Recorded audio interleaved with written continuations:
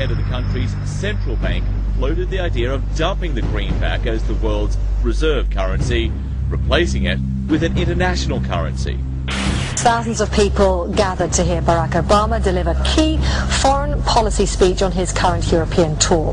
His vision for America's place in a new world order. Returning vets could be a risk to our nation. We've got to give them a stake in creating the kind of world order that I think all of us would like to see. And one of the ways it will drive the change is through global governance. I think a new world order is emerging. This is a hoax and a scam which is designed to transfer wealth and power from the private sector to the government sector and from the government of the United States to a world government.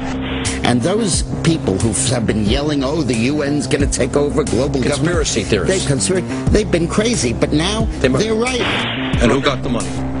Hundreds and hundreds of banks. Any bank or that has access to the U.S. Federal Reserve's discount. Tell us who they are. No. You know, financial terrorism. They have the ability to tweak the knob. I am proposing that the Federal Reserve be granted new authority. The ultimate goal of the carbon tax and the cap and trade is to destroy production. This energy tax is the largest tax increase in American history. We're actually creating a global warming police. So number one, they can come in, the federal government can come in, inspect your house, and send you the bill. We're setting up a global warming Gestapo. And one of the things that if you talk to our generals, they are desperate for is a civilian counterpart to our military forces. I am fierce. And this is what I wear. Senator Barack Obama's presidential campaign is asking Missouri law enforcement to target anyone who lies or runs a misleading television ad. I've now been in 57 states. I think one left to go. The president, when he was in Europe last week, he met with the King of Saudi Arabia. He appeared to bow. President Obama today proposed something new, something called prolonged detention. Pre-crime is where people are arrested and incarcerated to prevent crimes that they have not yet committed.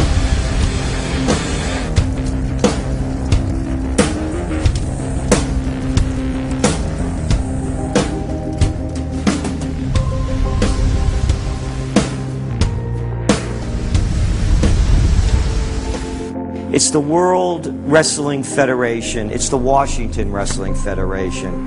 They put on this show that they're bitter rivalries, you know, villains, and they really don't like each other. But behind closed doors, they buddy up for a drink and make deals. Both the Republican and Democratic parties are owned by the same global elites.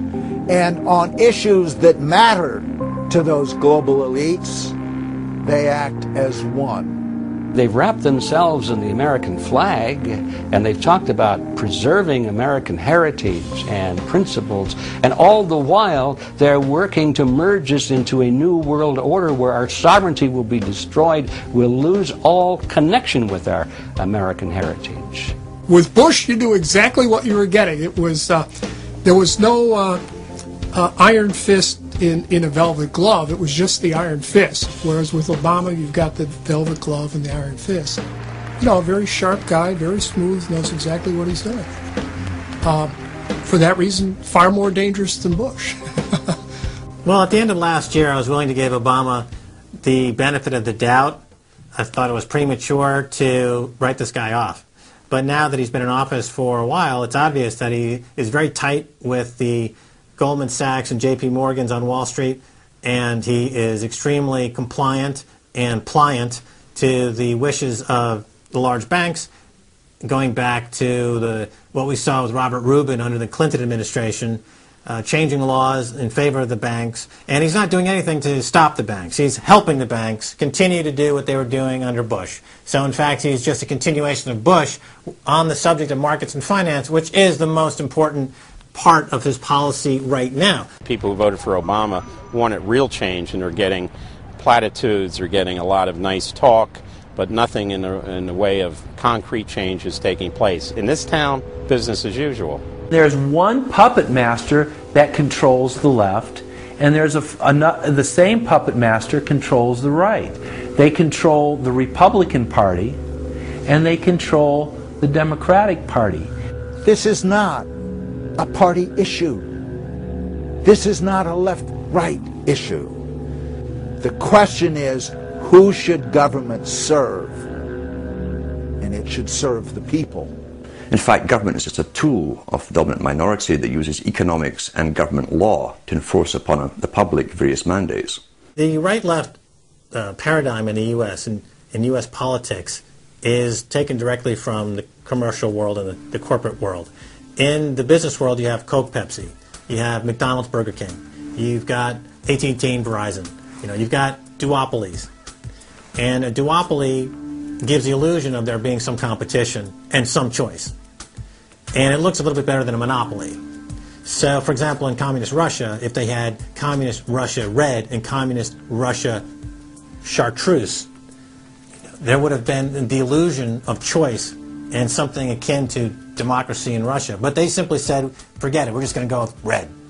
In the U.S., they have this left-right paradigm, which, unfortunately, it doesn't take them out of the hard, cold fact that there is no choice. There's no social justice. There's only one choice, which is to supply more rent to the rent seekers who have now taken the whole system hostage. We've seen the limitations on government whittled away. We have seen this erosion to the point where today it seems like nobody does care. And right now in Washington, D.C., we have seen a fall of the Republic.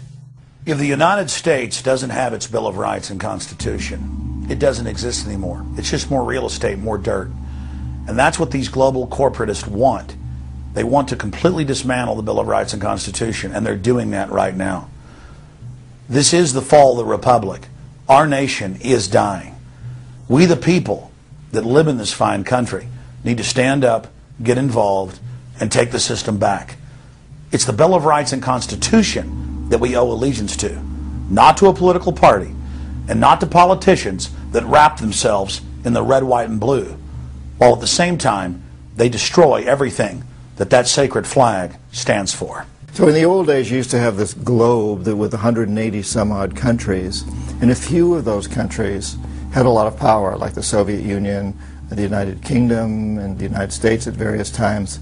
But today, you might better look at that globe and say that it's surrounded by huge clouds swirling around the planet. They know no national boundaries. They don't follow any specific sets of laws, and these are the big corporations. They basically control politicians around the world because they have all the money, and politicians always need money to get elected or to run their governments if they're not democratically elected politicians. They control the mainstream press, either through outright ownership or advertising budgets. They have massive amounts of lobbyists in Washington that have tremendous influence on our president and Congress. And they really are calling the shots. They form partnerships with the Chinese and the Taiwanese and the Tibetans, or with the Israelis and Arab nations, with Brazilians and Indians, with whatever country and whatever group of people has resources that they covet. And so for the first time in history, we really have this new form of an empire. Barack Obama is a puppet of the New World Order to bring in a World Bank, to destroy the economy of this country, and to bring in global governance. And no matter how likable the fellow is, we as citizens of this country need to stand up and say no.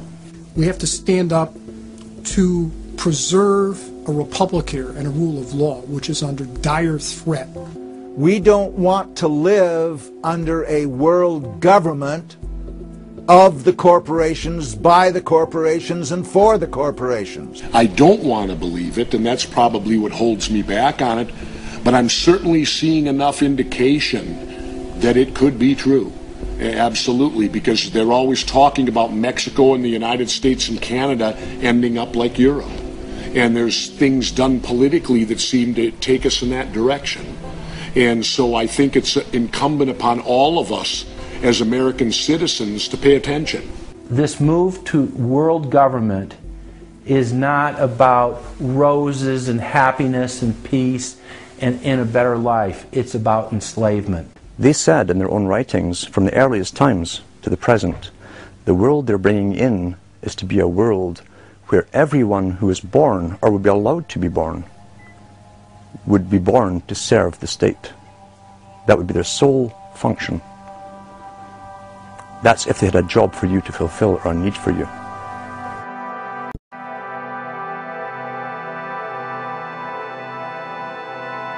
July 4th, 2009. Across the United States, citizens gathered to celebrate the Republic's founding 233 years before. Most people in the crowds were aware that America was going in the wrong direction, that things were changing for the worse. But few could grasp the sheer magnitude of corruption and looting running rampant like a disease through the heart of the nation. The engine of America's greatness is not just its liberties, but the people's willingness to fight to keep them.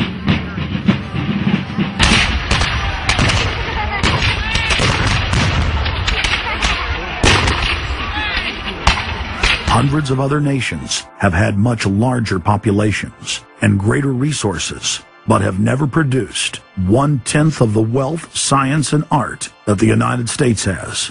Why?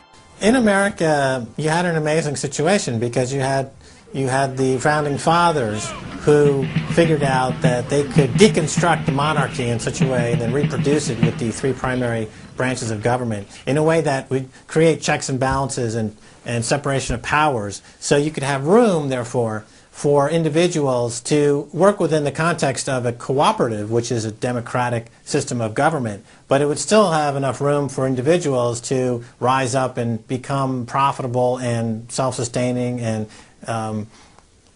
rich in the pursuit of happiness without becoming dictatorial. But unfortunately, over the years, since all of those separation of powers have been cut away, and all of the beautiful design by the founding fathers has been co-opted by one corporate entity, one corporate communist entity, you don't have that anymore. So what we have, we're back to where we were before the revolution. You have one monolithic state. For the first 100 years or so of the United States, after the 1700s, when we freed ourselves from British rule, no corporation was given a charter in the United States unless it served the public good. It had to prove that. And then its charter only lasted for 10 years, or sometimes as long as the project to build a bridge or a canal or something lasted. But it had to be up for review, and it could only get charters if it was shown that it was serving the public interest. That changed, primarily because John D. Rockefeller kind of bribed Delaware and New Jersey to begin with into accepting a different system where he said, listen, if I pay you lots of money in terms of taxes, etc., I want to be licensed and not have to serve the public good. I want to be able to get around that law. And state after state after state changed at that point. In the United States, our Constitution and Bill of Rights recognizes that individuals have innate freedoms that can never be taken away by any government. For the first time in history, the people were unbound to reach for their full potential, producing and outcompeting every other nation on earth. The rights of free speech, self-defense, private property, due process of law, and many others ignited a revolution in human development that threatened the despotic rule of monarchs and tyrants worldwide. But the corrupt elites had studied history. They knew that great civilizations could only fall from within. They know from previous experience and history that civilizations come and go and dwindle. They know the reasons why they come and go. Isn't the only hope for the planet that the industrialized civilizations collapse? Isn't it our responsibility to bring that about?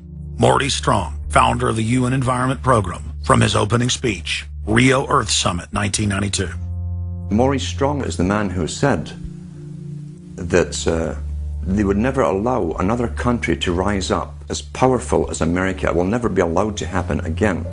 And he said the best thing we can do is to tear down all the factories, all the top commerce of the United States, and level it and give it back to nature.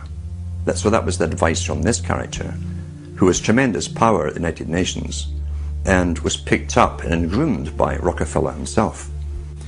Over the past decades, since the Kennedy assassination approximately, you've had an ongoing oligarchical transformation of virtually every country in the world. And in the United States, it's taken the form of an oligarchical counter-revolution against the reforms of the 1930s, with the Wall Street interest asserting itself as more and more dominant.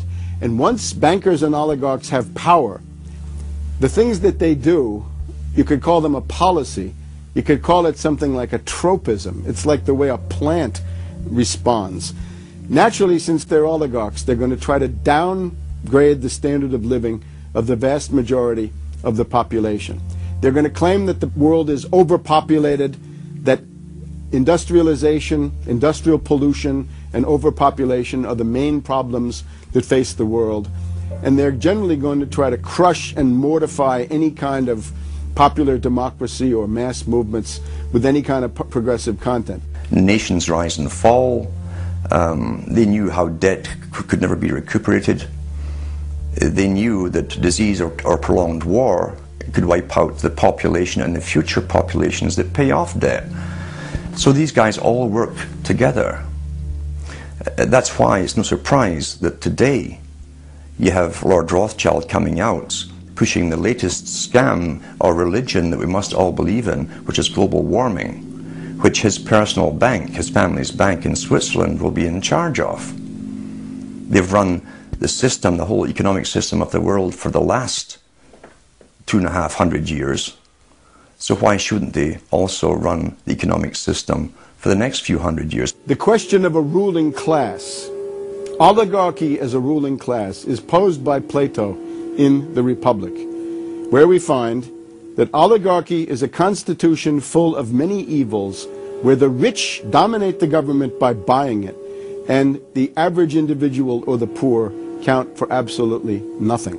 Oligarchy is a frame of mind. In other words, if you're a banker, this is already a world view. It's a world outlook, and it implies the policies that have got us here, right? Malthusian policies, zero growth policies, driving down the standard of living, attempts to wipe out all kinds of mass institutions that might be a countervailing force.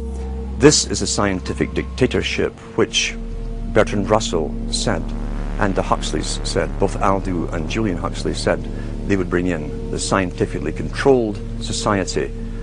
It's not just family planning, which really means abortion and so on. It's global planning, which is literally sterilization and abortion worldwide, for the ideal reduced society, and not just across the board, through genetics, through the Genome Project, through the constant IQ testing. Globalization has economically destroyed the world. You've got at least 40 to 50,000 people who die every day worldwide from starvation, malnutrition, and diseases which can be cured for pennies, such as diarrhea. And if you ask one of these Malthusian oligarchs, don't you think that something should be done to raise the standard of living in Africa or South Asia? They'll say, no, we can't do that. That would wound the planet. That would oppress Mother Earth. So that's oligarchy. Class consciousness in this sense is absolutely essential. If you think that bankers are the same as you, you're wrong. F. Scott Fitzgerald once told Hemingway, you know, the rich are different from us. And Hemingway said, yeah, they have more money. And F. Scott Fitzgerald replied, no, it's something much deeper. It's a whole different world. To be an oligarch, to be a Rockefeller or something of this sort, means that you're in a completely different world with values which are the reverse of human values. Now, if you allow the oligarchs to continue to dominate, the destruction of world civilization is a matter of a few decades at the very, very most. So, choose. To force their agenda through, the elites are employing one of their favorite tools, artificial crisis creation, also known as the Hegelian dialectic of problem-reaction-solution. You never want a serious crisis to go to waste. And what I mean by that is an opportunity to do things that you think you could not do before. The Earth's ruling elite are first and foremost monopoly men.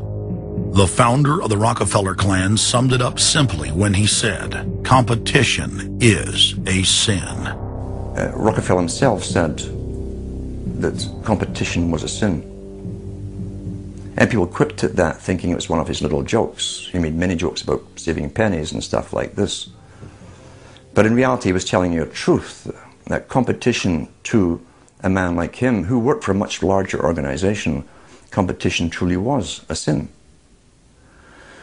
And the cartels have been formed ever since, have become much bigger, more powerful cartels which can literally command governments, sometimes to go to war on their behalf, have occurred. The economic crash of 2008 and 2009 was an engineered crisis designed to cripple sovereign nations globally, to make way for a world currency and a new Bank of the World. China's holding, what, 1.5 trillion worth. All over the world, they're holding U.S. currencies. They want to get out of them in a way where they're not going to lose on their investments. There's going to be a world currency. There's going to be a new reserve currency. They're going to push it through the IMF. That's going to be the banksters that are going to be in charge of it. It's going to happen, and it's going to happen sooner rather than later. There was also a question to Geithner. Do you think that the U.S. dollar ought to be replaced? And he blew it. He had a moment of candor where he said, yeah, we're considering that. So on that day, the dollar went down 1% within a couple of minutes. Chinese government proposal about a global currency and about the IMF regulations, the new IMF idea about the general agreements to borrow and having a faster ability to disperse to the emerging markets. As I understand this proposal, it's a proposal designed to increase the use of the IMF's special drawing rights. We're actually quite open to that suggestion. Timothy Geithner's comment about global currency is not off the table because it's not off the table and it's going to come. The whole world is ready to bail out of bucks. They just want to do it in a way where they're not going to lose on their investments. That's all that's going on. All the people around the world, the Japanese who have $1 trillion, the Chinese who have $1 trillion, the Saudis have $1 trillion, the Europeans something similar, they're all going to dump it at the same time. The rush for the exits. And that will then create hyperinflation. When America finishes supplying the manpower and the military for standardization of the world into the one system, and they want a secular world society with a hint of greening and Gia worship for sustainability reasons. America, as they're finishing off this agenda, they'll be pulling the rug from underneath Americans at home at the same time towards the latter stages. When the dollar starts to slide, and this was always the nightmare of Paul Adolph Volcker, who is now sitting in the Obama White House, once the dollar starts to go, there's nothing to stop it. There's no useful way that you can stop it once it begins to gather momentum. So I think we're facing the probability of some form of dollar panic combined with hyperinflation sometime during the Obama presidency. They're now pulling the rug away from under the feet of the people. They're becoming rapidly a non-manufacturing country. Any country that can't manufacture its own goods, even for self-defense, therefore is no longer sovereign, independent, and able to sustain itself, which tells you that this is all part of the plan. It started with the very beginning when you established that there was a Federal Reserve System given the power of the state to create money out of nothing and to do so without any regard to the will of the people, without any regard to what's behind the money system. In other words, strictly political and economic motives for the bankers and the politicians. Once you granted that power to a group, the Federal Reserve System, the economic crisis was inevitable. This has happened before. Every time in history when the government was given the power, or a group of banks in conjunction with the government was given the power to expand the money supply at will, those economic systems always wound up in crisis and always collapsed. So there's no reason to believe that the United States was given some kind of a get-out-of-jail-free card, an exemption from the processes of history. So the economic crisis began at the very beginning, and as a matter of fact, when the founders of the Federal Reserve System met on Jekyll Island back in 1910 and were drafting the Federal Reserve Act, one of the things they discussed was how to pass on the inevitable losses to the taxpayers.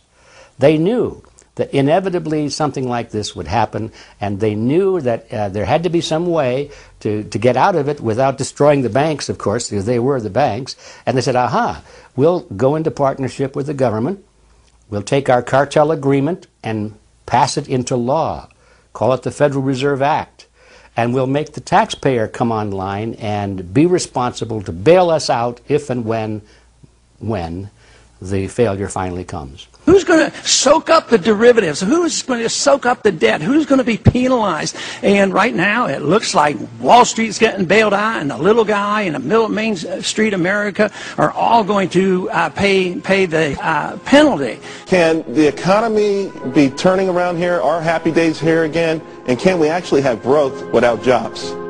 Is this an oxymoron, jobless recovery? We're going into the greatest depression. There will be no job growth. Unemployment will continue to escalate.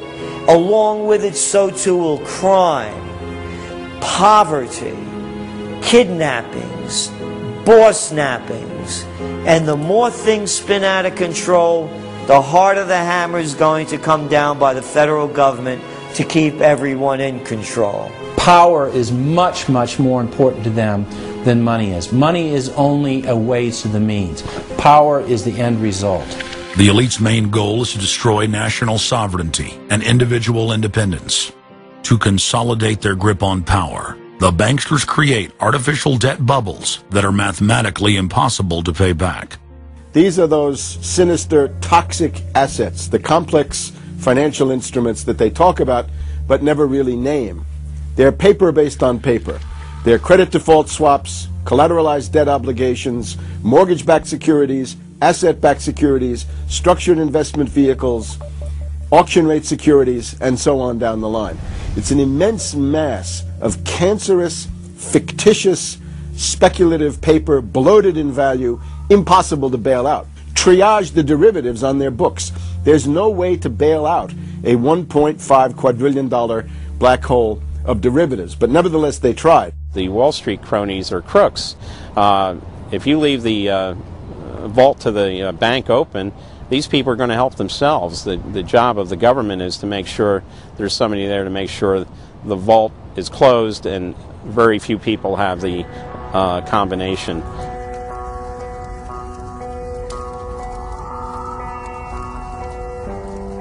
I'm William K. Black, Associate Professor of Economics and Law at the University of Missouri at Kansas City.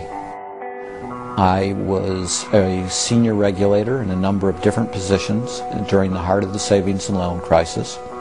On a staff level, I led the re-regulation of the savings and loan industry. The purpose of regulation and effective criminal prosecution, customers win in competition. The primary driver of the current crisis is accounting control fraud. These are frauds led by the CEOs of the major lending institutions and major banks and institutional buyers of toxic waste product. How did it start? It started with mortgages, particularly non-prime mortgages. In September of 2004, the FBI warned that there was an epidemic of mortgage fraud, their words, and that this epidemic of mortgage fraud would cause an economic crisis at least as large as the savings and loan debacle if it wasn't stopped. The FBI found that 80% of the mortgage fraud was being induced by the lenders, not by the borrowers. You know, much of the rage has been against the borrowers, but if you want rage, it should be at the CEOs who became fabulously wealthy by following a strategy based on fraud. Here at the Federal Reserve and at the U.S. Treasury and down the Washington Mall here at the U.S. Capitol. That's where the damage was done, and if people want to vent their anger, they need to vent it against these people. Between the Bush-Paulson administration and the Obama, Summers, Geithner, Volcker administration, there's really a total continuity of economic and financial policy.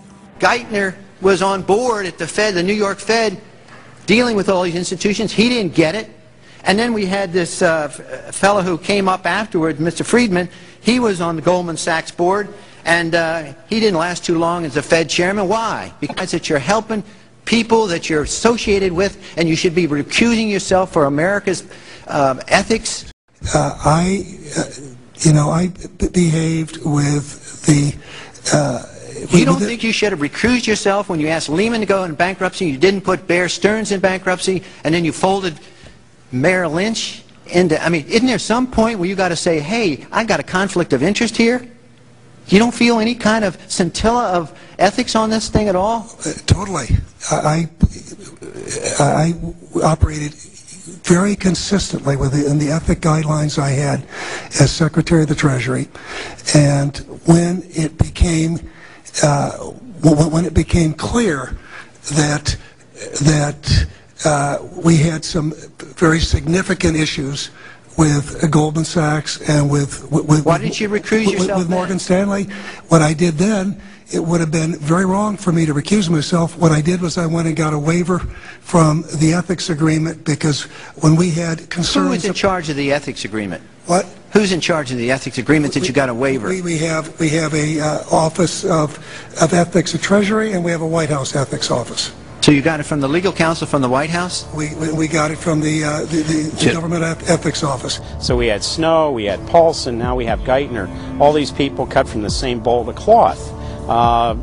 These are not independent Treasury secretaries. They're part of the problem, not part of any solution. And it would have been nice to see President Obama effect some change in Treasury, but of course, he went and got a Wall Street insider as his Treasury Secretary.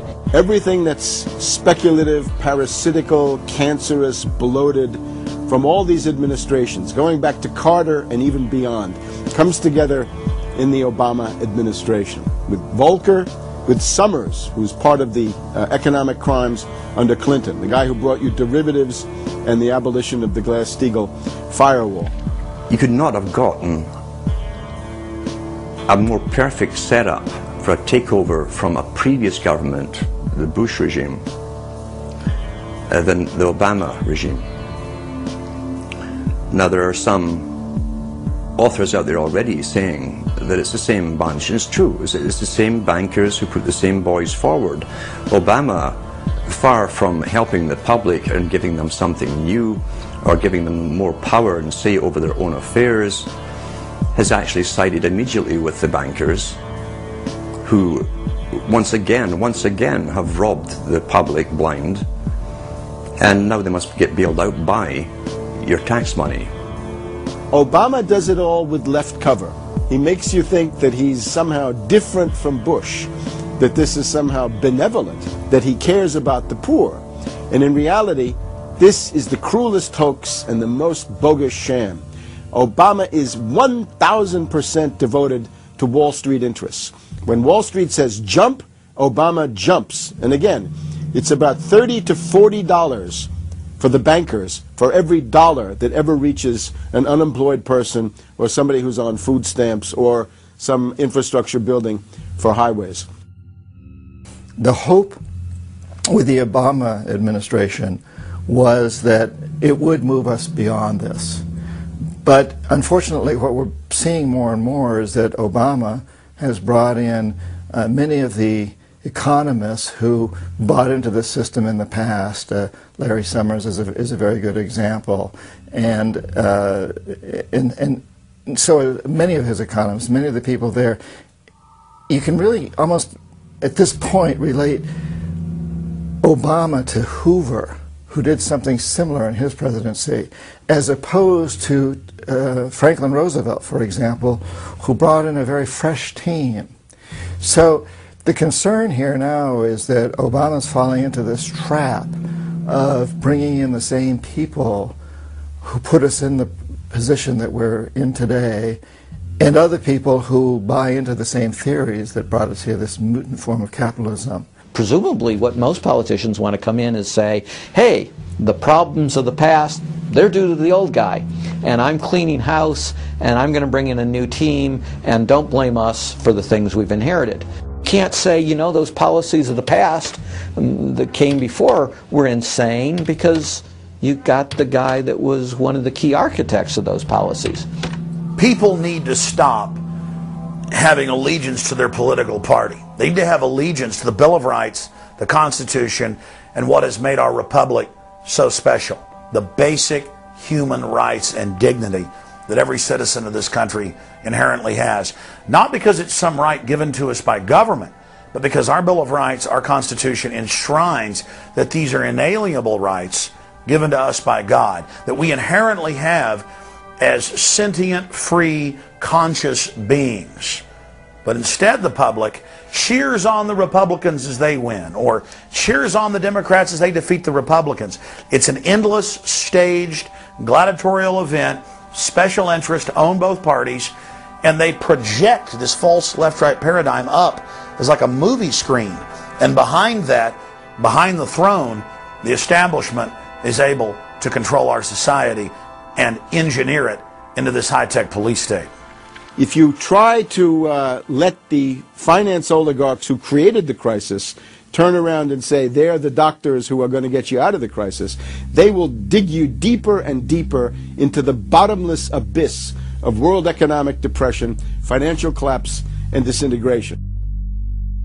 The Democrats have really done more to destabilize the American economy and to help the big banks on Wall Street than the Republicans have done. I would imagine that the Republicans know a little bit more about finance and markets enough that when someone like Goldman Sachs asks the Congress to change laws as they did in the 90s to do away with position limits on the futures contracts, the Republicans would have said, no way, that's completely inconsistent with any notion of a fair market. But the Democrats, I have a feeling, are just not financially literate enough to say no.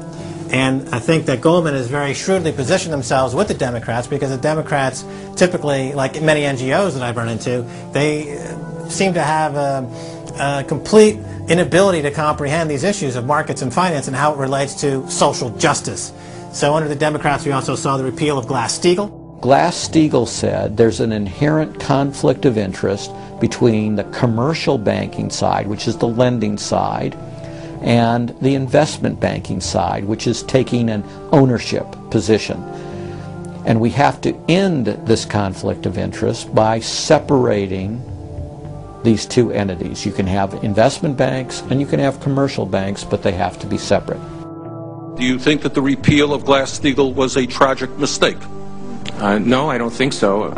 You could be a commercial bank like Chase Manhattan, or you could be an investment house like J.P. Morgan, or a bank like Bank of America, or an investment house like Merrill Lynch. But you couldn't be both. And as the 90s went on, the screaming hyenas of Wall Street were demanding that this prohibition, this regulation, be abolished. This was an illegal and inappropriate form of casino. The derivatives were being used and they were being unregulated, and people were getting 30 to 1, 40 to 1, 50 to 1, and sometimes 100 to 1 profits on the way up. And remember, derivatives are a zero-sum game. So there's nothing there. It's not like a piece of stock in General Electric or Ford or something like that where there's supposed to be some value. Derivatives have no value. But the very people, Summers and Gettner and all the people at Goldman Sachs and J.P. Morgan who created these things made not millions or billions but trillions on the way up. And now that these things are crashing, the very same folks are now put in charge of regulating these things and in charge of the bailout, and they are giving money to the very rascals that created this problem, took the profits. The problem cannot be fixed. And this is on Obama's watch right now. You have so many different schemes and mechanisms at play. It's sort of like after there's a blackout, people in some parts of the country have been known to loot the local stores. They go in, they grab the televisions, and they grab the stereos. And basically that's what the Wall Street gang has done.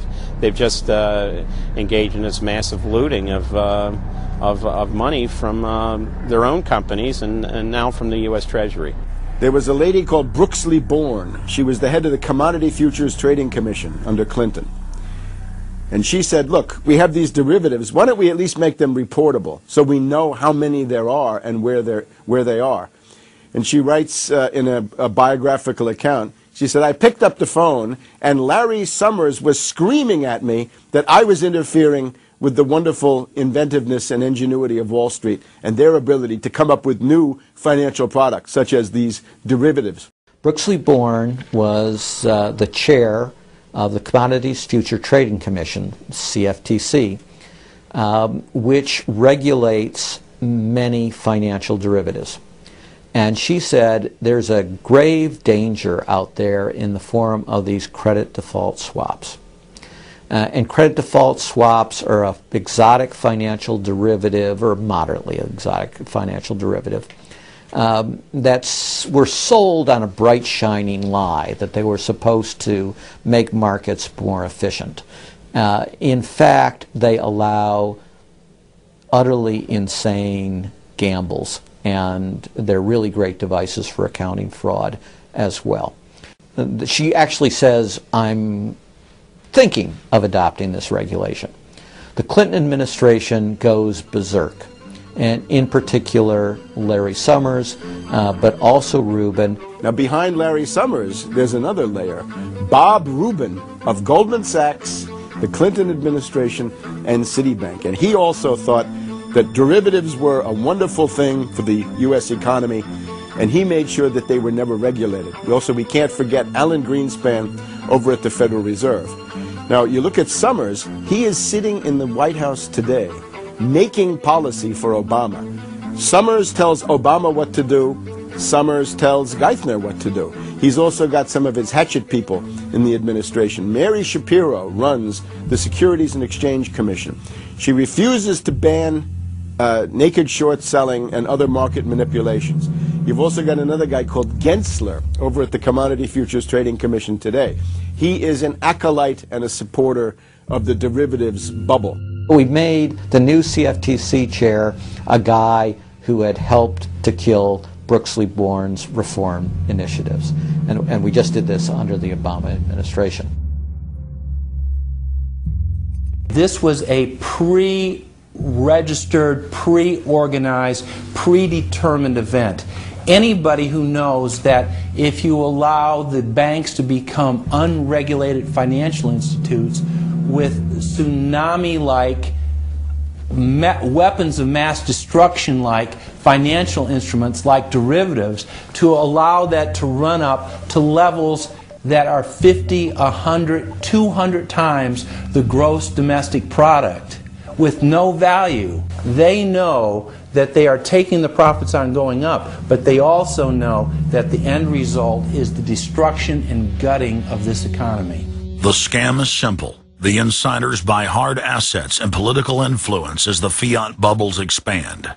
And then, at a time of their choosing, they purposefully implode the bubble. You've got a very small group of people, and the Federal Reserve and the global central banking system and the Bank of International Settlements in Switzerland, who are purposefully managing the boom and bust, credit supply, credit contraction, money supply growth, money supply contraction, to create artificial roller coasters and artificial volatility that they can trade around without taking any risk. It doesn't cost them any money. And if they do make a mistake because they're, as George Bush said, oh, the bankers on Wall Street are drunk. It is uncertain. There's no question about it. Wall Street got drunk. That's one of the reasons I should turn off the TV cameras. Let's say they walk in one day and they push the wrong button and they lose the bank $1 billion or $5 billion or $100 billion. They can appeal to the government to bail them out. It's a totally asymmetric relationship between bankers and the rest of the economy. If they make a mistake, they get bailed out. If everyone else makes a mistake, they get put in jail, called a terrorist, and we never hear from them again. But it's a more sophisticated form of slavery, and we're going through it today. We see the taxation is going up all the time with the supposed crash of the banks that was not a happening out of the blue. It was set up for this time. They could have kept it going for another few years if it suited them, and then crashed all the bubbles. But now is the time, as they say in their own writings, now is the time. One of the great benefits of an economic model from an economist standpoint is you can basically get whatever results you want. You can manipulate the inputs to make that happen. And that makes it a very easy tool to use to hoodwink other people These manufactured, these engineered financial catastrophes are the result of a central banking system that has the ability to add and subtract credit, add and subtract dollars and money at will to create this roller coaster effect. Because unlike most people, the banks are able to make profits as easily on the way down as they can on the way up in any given situation. Volatility is great for banks and professionals. Volatility is not great for the most average people. Their operatives in government and media then hold the economy hostage by issuing the ultimatum: give us unlimited bailout money or the economy dies. What's being used is what I call, to try to get the money, is what I call the suicide threat, where, you know, if anybody has ever seen the movie Blazing Saddle, the sheriff is surrounded by hostile town folks. He takes out his gun, points it at his head and says, you know, don't move or I'll shoot. Well, that's what the big banks are saying. You know, give us unlimited cash or we'll die. And if we die, you'll die, because we're too big to fail. It is a false flag attack, because Hank Paulson will get up in front of Congress and say, we need $700 billion because that thing, that existential threat, the market is attacking us, and we need this handout to fight Mr. Market. Mr. Market is out there. We need to fight Mr. Market. It's an existential threat. Meanwhile, he is Mr. Market. He's the one causing the problems. We had Paulson, a representative of Goldman Sachs who happened to be running the U.S. Treasury, came forward with a hysterical briefing for the Congress saying, we, the Wall Street bankers, demand $700 billion in bailouts. So they say, yes, we'll give you all the money you need. Well, you know, these are arsonists. Paulson, Tim Geithner, Bernanke, they're arsonists. They're asking for more matches. And the Congress is saying, who do we make the check out to? Who do we send these matches to? Who do we send the matches to? Is a ton of matches enough? Can we send you some gasoline to go with those matches? They're like, yes, please. Don't change our management. Don't pay us what assets are worth. Pay us way more than what our assets are really worth. Don't make us use honest accounting. Allow us to lie. We've just, under congressional pressure, changed the accounting rules for the express purpose of making sure that the big banks don't have to report honest losses. The only way they can pass this bill is by creating and sustaining a panic atmosphere. That atmosphere is not justified.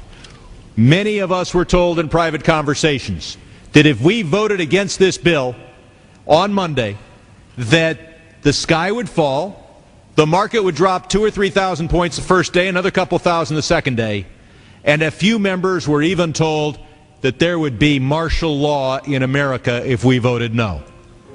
That's what I call fear-mongering. We have, you know, people in the government threatening martial law or things to get their way in the executive branch against Congress. You know, you know, if you put all these signs together, it doesn't look good at all. That,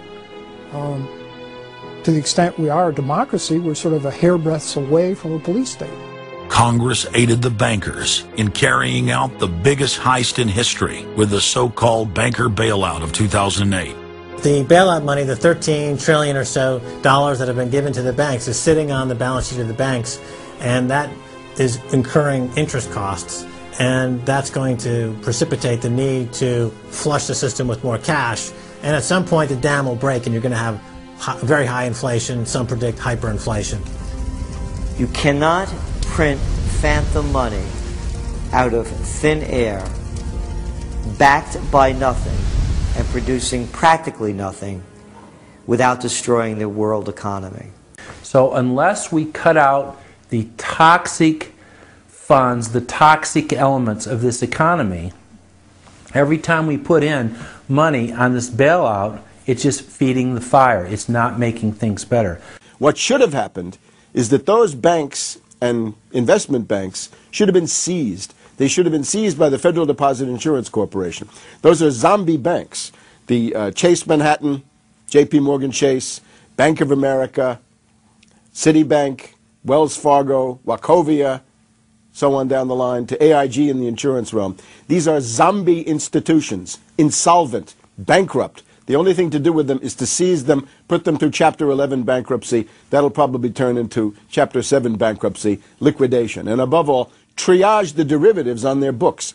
There's no way to bail out a $1.5 quadrillion black hole of derivatives, but nevertheless they tried. They will, of course, try to regain some of this money back, but their debts, unlike any other period in history, are now a quantum size bigger than the entire global GDP by a factor of 50 to 100. It's almost infinite amount of. If you really look at the numbers, because of the massive, massive debt, and right now, total debt in this country is about 375% of the gross domestic product. And that's not including derivatives. If you put the derivatives in, it's probably 20 to 30 times gross domestic product. It's beyond what anybody has ever even considered. While they were looting North America into the ground, the international banking syndicate was simultaneously executing the same scam in over 100 other nations. So who got the money? To financial institutions in Europe and other countries. Which ones? I don't know. $500 billion and you don't know who got the money? Well, Obama's got one difficulty with this Congress. It's the number of freshman Democrats that got elected. Many of these people know that they got their seats from, and many of which got seats in the Senate and Congress from long-held Republican seats. They know that the people back in their states and in their constituencies will not tolerate this any longer. So up against the Republicans and the blue dog Democrats are these freshman congressmen, Democratic congressmen and senators, and they're not. They don't seem like they want to go along with the program. So if there's any hope, it'll come from these freshmen. The Constitution says no money shall be drawn from the Treasury, but in consequence of appropriations made by law. This money is not drawn from the Treasury. Well, let's talk about that. Do you think it's consistent with the spirit of that provision of the Constitution for a group like the FMOC to hand out $500 billion to foreigners without any action by this Congress? Congress approved it in the Federal Reserve Act. When was that? Quite a long time ago. I don't know the exact date. 100 years ago? The original act is 1914, I believe. I don't know whether this provision was in 1914 or not, but the Federal Reserve Act was in 1913. All right, and at that time, the entire gross national product of this country was well under $500 billion, wasn't it? I don't know. Is it safe to say that nobody in 1913 contemplated that your small little group of people would decide to hand out $500 billion to foreigners? What the bailout legislation really did was give a blank check backed up by U.S. taxpayers to offshore megabanks. Of course, Congress has oversight. If you read the Constitution, our founders were very clear. Anything to do with taxes and money is put into the hands of both houses of Congress together. Both houses of Congress together must approve it. Because it's a buck, because that's why we fought the revolution. Taxation without representation was part of it. Foreign banks, Société Générale of France, about 10 billion for a French bank. Deutsche Bank of Germany. Did Deutsche Bank need the money? How much did they get from the bailout? Well, they told us they got $12 billion from the bailout. And Barclays Bank of Britain, $10 billion. So you're up to almost $50 billion to bail out a series of foreign banks that were derivatives counterparties of AIG, plus Goldman Sachs. This is the biggest swindle, not only in the history of the United States, this is the biggest swindle and transfer of wealth in the history of the Western countries. And we've seen all these cronies from Wall Street with the combination to the vaults around the country, and they've just looted the Treasury and the banks and the securities industry dry. This is by probably an order of magnitude the biggest fraud in history.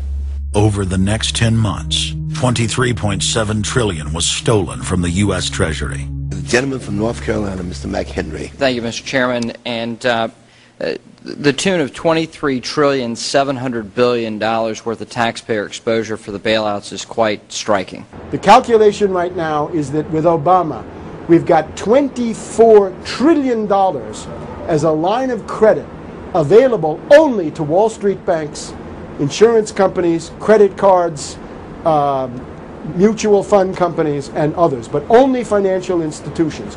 $24 trillion of money from the Federal Reserve, from the Federal Deposit Insurance Corporation, and from the Treasury in the form of the bailout of October 2008.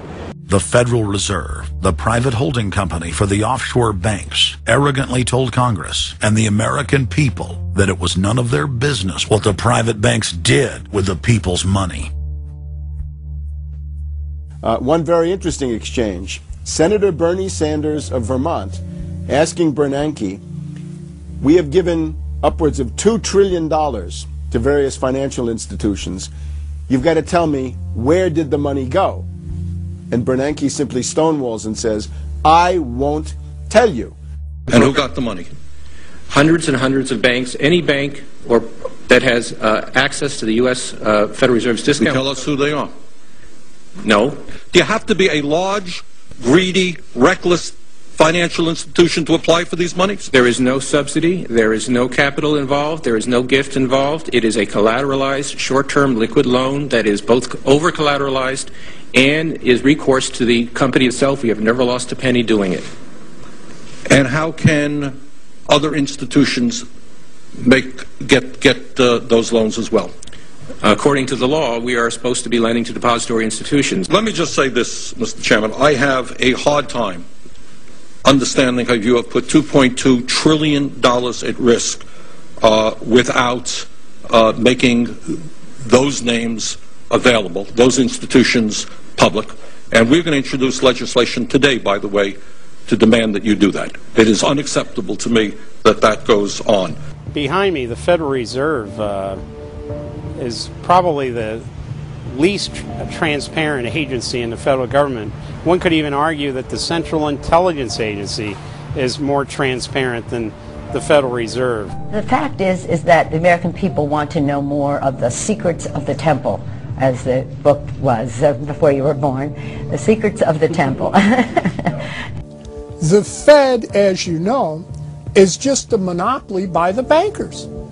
This is simply putting the foxes in charge of the hen house. Personally, I'd be in favor of Congress just nationalizing the Fed and getting the bankers out of there. They're just stealing from the American people. Put it directly in the hands of Congress and let Congress decide, rather than this cabal of bankers deciding their own rates of profit at the expense of the American people. Since the Federal Reserve's creation in 1913, patriots have labored tirelessly to alert the American people to the true nature of the Federal Reserve. Throughout its 90-plus-year history, most Americans falsely believed that the Federal Reserve was a government agency. But today, scientific opinion polls show that the vast majority of the public is aware of the fact that the Federal Reserve is a front company for an offshore private banking cartel that dominates not just the United States, but almost every other nation on Earth. It's never been written about in any book that I've found as to who gave these guys the authority or permission to be the international bankers for the world. Why would you even need international bankers? Why would any government agree to use them? Why would you need to use them? Why can't any country create its own money? It tells you there was already an existing superstructure, already in existence, maybe 200-300 years ago, to give these guys permission to somehow be the overlords of all money for all countries. Polls also reveal that 75% of Americans demand a public audit of the secretive organization.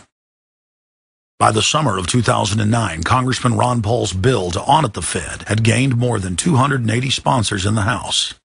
But the private Fed's high-powered lobbyists were able to block a vote on the bill in the Senate. That only piqued the public's interest. I have another amendment. I have been informed that the majority plans to block consideration of this amendment, which is number 1367. regarding the transparency at the Federal Reserve. Madam President, I'd like to call up Amendment 1367. Without objection, the clerk will report. The Senator from South Carolina, Mr. DeMint, proposes amendment number 1367. Senator from Nebraska. I make a point of order against the DeMint amendment that it's legislation on appropriations. Madam President? The point of order is well taken. The amendment. I regret the objection. The amendment falls. The people began asking themselves, why couldn't there be an audit of the Federal Reserve? The Fed has never once been audited. In the whole period of time, in the almost 90 some odd years that the Fed has been around, the most powerful agency and independent agency, it has never once been audited. This is an absolute crime against the freedoms of this country. Do you think it would cause problems for the Fed or for the economy if that legislation was to pass? My concern about the legislation is that if the GAO is auditing not only the operational aspects of our programs and the details of the programs, but is making judgments about our policy decisions, that would effectively be a takeover of monetary policy by the Congress. Is that your position, that this bill, if it were to be passed, would interfere directly with interest rates, setting interest rates? If we were to raise interest rates at a meeting and someone in the Congress didn't like that and said, I want the GAO to audit that decision, wouldn't that be viewed as an interference? I wouldn't think so. This is just reviewing it, and you can do what you want. The Federal Reserve has never been subjected to an outside audit. And if you audit them, it's very likely that Greenspan, Bernanke, and Volcker might all go to jail. It was announced earlier today, that there will be a hearing on H.R. 1207, the bill to audit the Federal Reserve Bank. This will be the first independent audit in the Federal Reserve's 96-year history, and it's long overdue. Months ago, I asked the Vice Chairman of the Federal Reserve who received the $1 trillion in funds that the Federal Reserve has handed out to domestic institutions. He said, I'm not going to tell you. And then more recently, the Chairman of the Federal Reserve, I asked him who receives the $500 billion, we're talking about $500 billion, that the Federal Reserve handed over to foreign central banks. Who did they disseminate that money to? And he said, I don't know. $500 billion, and he doesn't know. It's long overdue. We need to audit the Federal Reserve, and I'm happy to say that we're going to have a hearing on that very soon. The only way, really, America can get out of the current mess is you've got to shut the Fed down completely, get rid of the Fed. You've got to put the money printing mechanism back under the roof of the federal government instead of outsourcing it to the Fed. Why were the bank's front men, Alan Greenspan and Ben Bernanke, all over the news saying that they were above the law? What is the proper relationship, what should be the proper relationship between a chairman of the Fed and a president of the United States? There is no other agency of government which can overrule actions that we take. What the relationships are don't frankly matter. A grassroots movement demanding that the private Federal Reserve be nationalized exploded in size across the country. The momentum had shifted. Now the arrogant central bankers were the ones running scared. They had planned to use their stage crisis to bring in an all-powerful central bank of the world. Immediately, every country goes into action at the same time. The International Monetary Fund is mentioned at the G20 meeting. They say that it must be brought to its full power, and we need a Bretton Woods Part 2 for world taxation. What is global government? For decades, the media denied it existed. But now they're saying, oh yes, there's going to be a global government, a new bank of the world, and we're going to pay our carbon taxes to it. What is it? It's nothing more than a private, hostile, corporate takeover of every sovereign nation on earth. And then when you look at the philosophy of these global corporate chieftains, it is one of domination of the poor, domination of the population. It is a view that human life just isn't cheap. No, human life is a negative. And so no matter what they do, they have the rationale that it's in the greater interest to get rid of more human lives. They are so arrogant and they're so sure of themselves They're saying, yes, we created the European Union, we created the Euro, and this is from the people of the Bilderberg. We are going to create a World Bank. We're going to create a world government. They're saying it out loud and clearly. Suddenly, across the planet, their regional front banks had been identified by sovereign populations as the illegitimate shadow governments that they are. The controllers had moved too quickly and revealed their hand.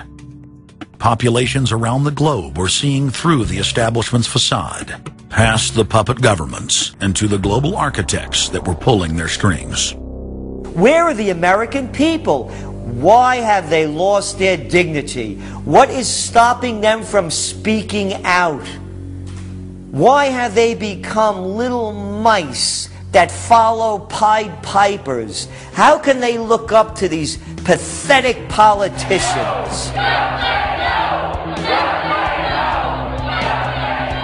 Go sit down. I have a question for this young man. He has the right to be represented. I'm his father, and I want to talk to you face to face. I'm not a lobbyist with all kind of money to stuff in your pocket so that you can cheat the citizens of this country.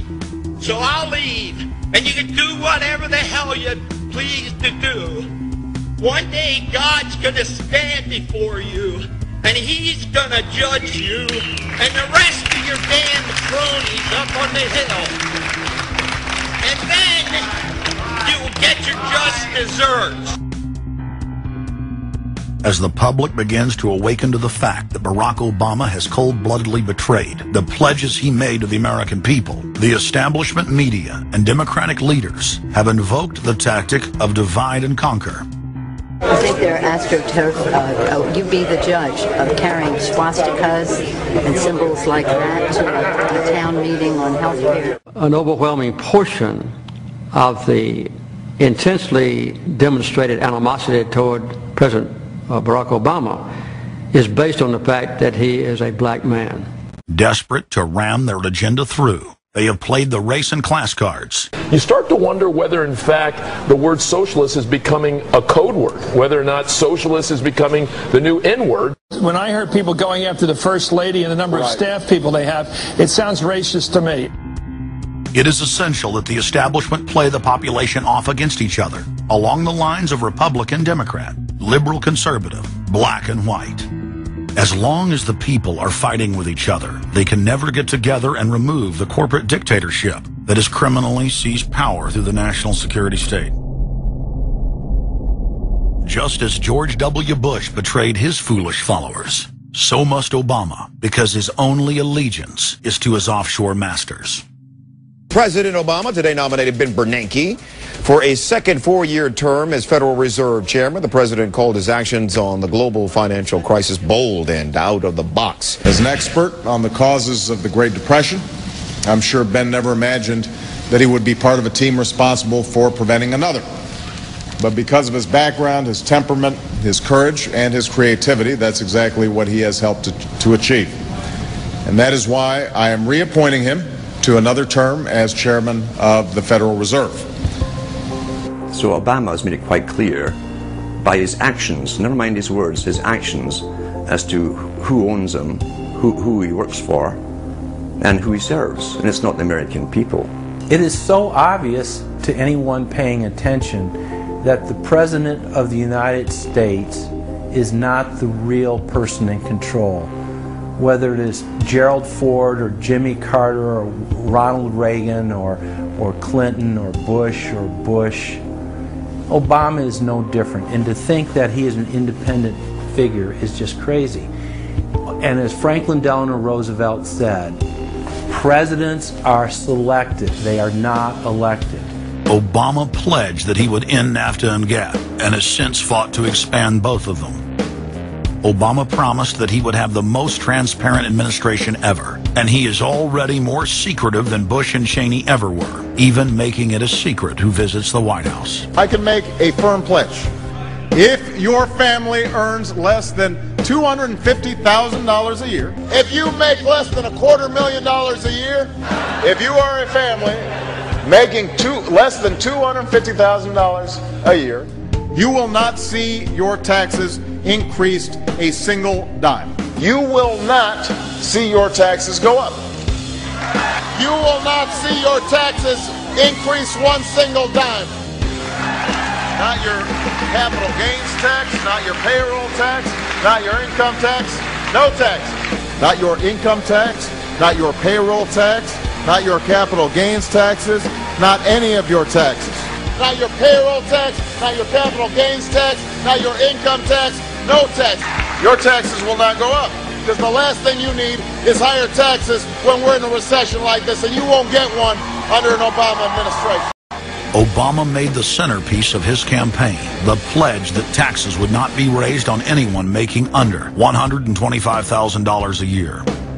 He has since gone back on that promise as well and has proposed new taxes on payroll, energy, home mortgage deductions, and scores of other taxes.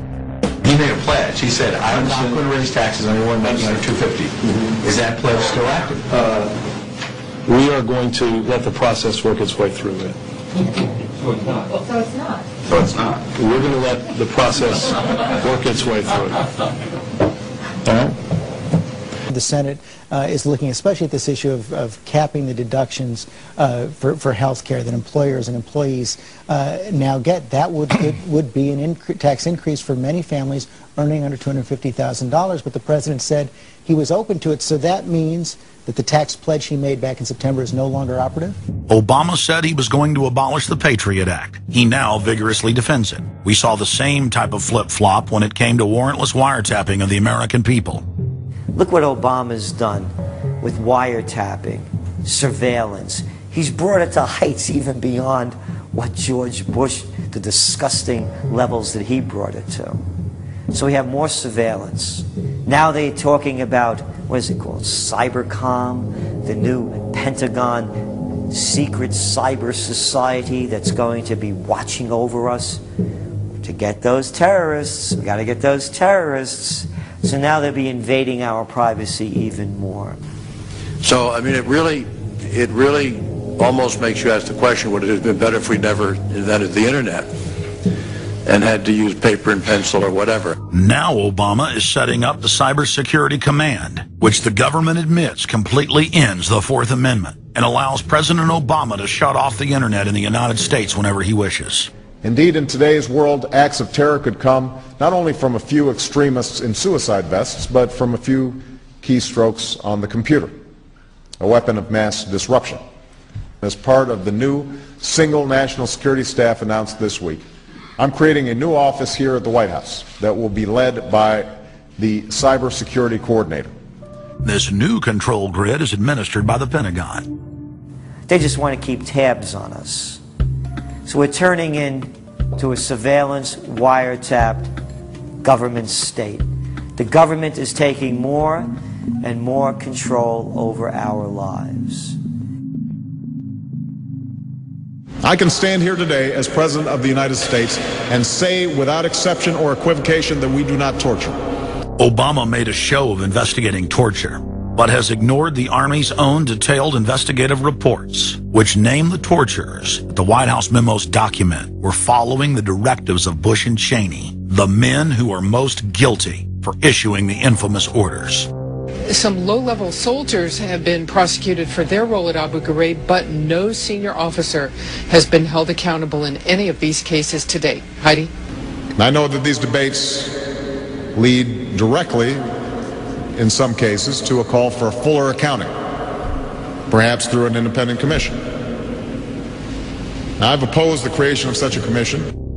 Next, Obama expanded Bush's doctrine of indefinite detention of foreigners without trial to holding citizens without evidence indefinitely, without ever even committing a crime.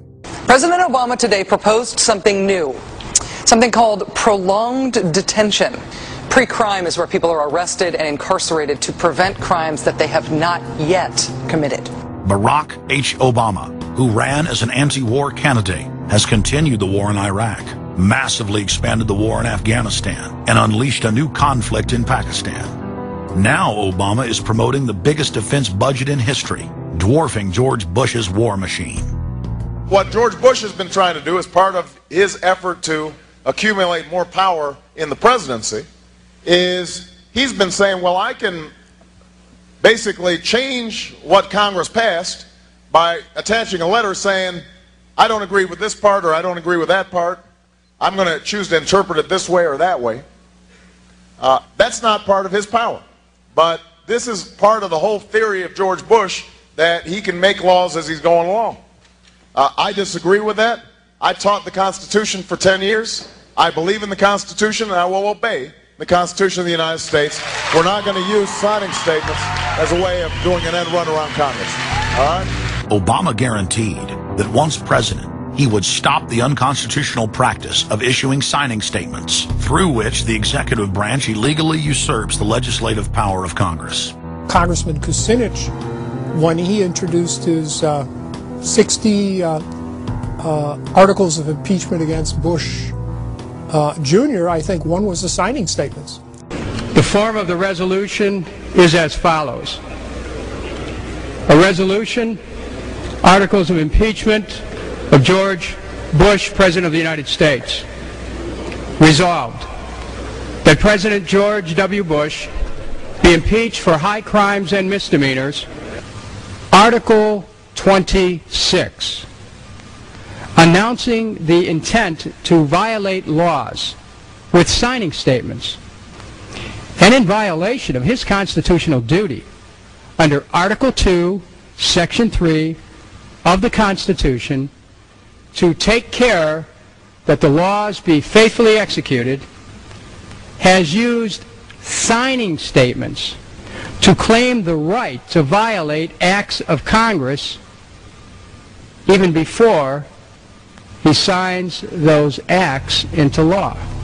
Same analysis would apply to Obama, and a fortiori because he taught constitutional law.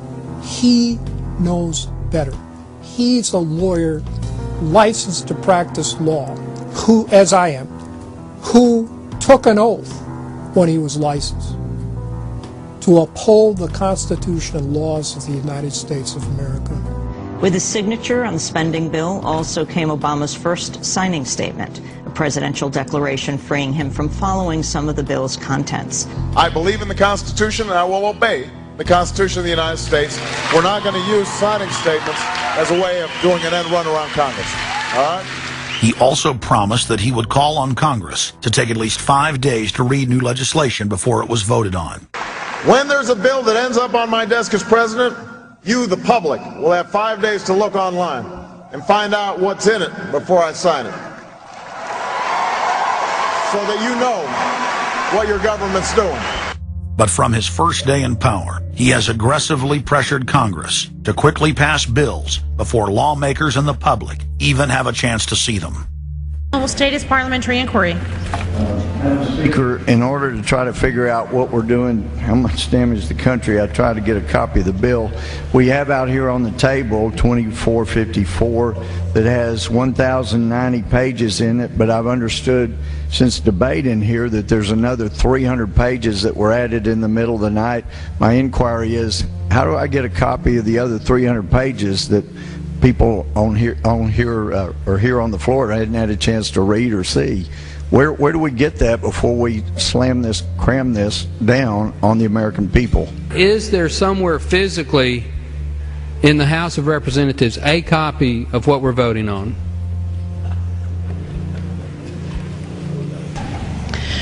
The gentleman has not stated a parliamentary inquiry that the chair can answer.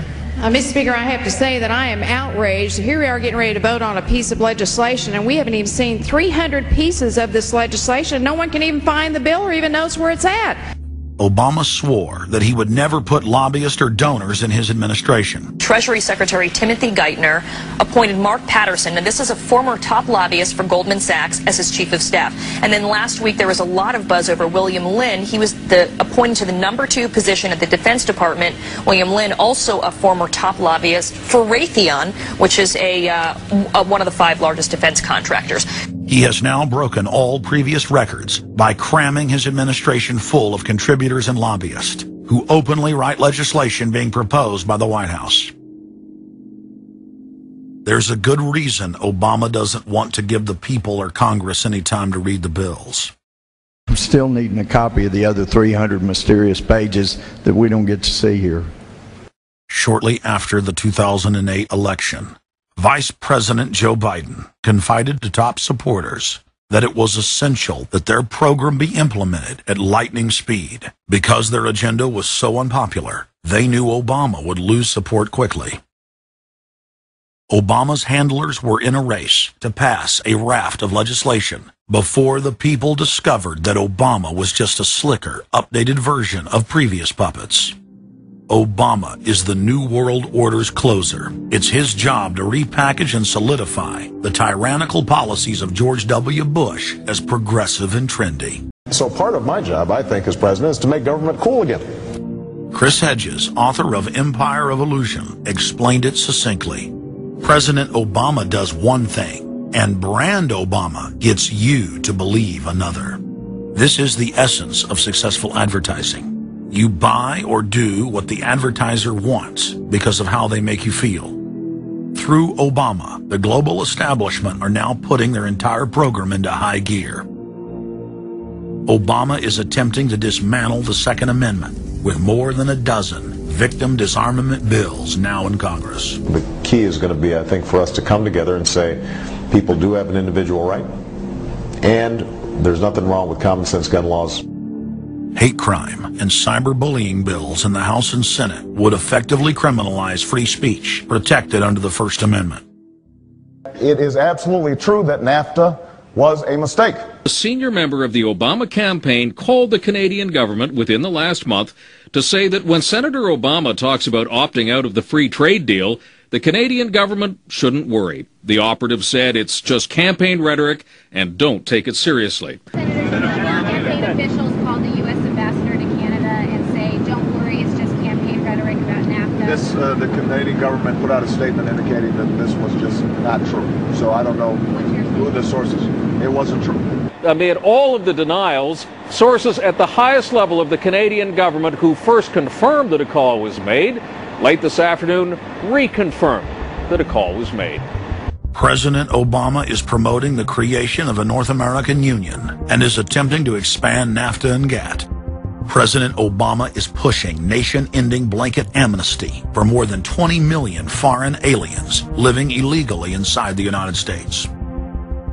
He's also overseeing the hijacking of health care by the federal government, which will nationalize more than 20% of the U.S. economy. And you want us to believe that a government that can't even run a cash for clunkers program is going to run 1/7 of our U.S. economy. No, sir. No. Obama is continuing the transfer of national sovereignty to unelected international bodies like the United Nations and World Trade Organization.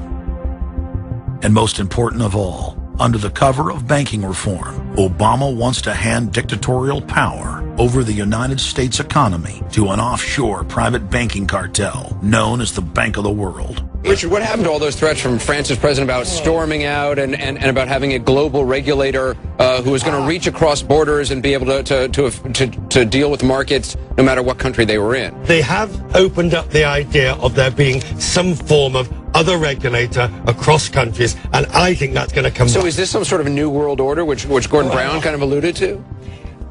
I think a new world order is emerging, and with it the foundations of a new and progressive era of international cooperation. The finance heads of the 20 industrialized nations met again in late September of 2009 at the G20 summit in Pittsburgh, Pennsylvania.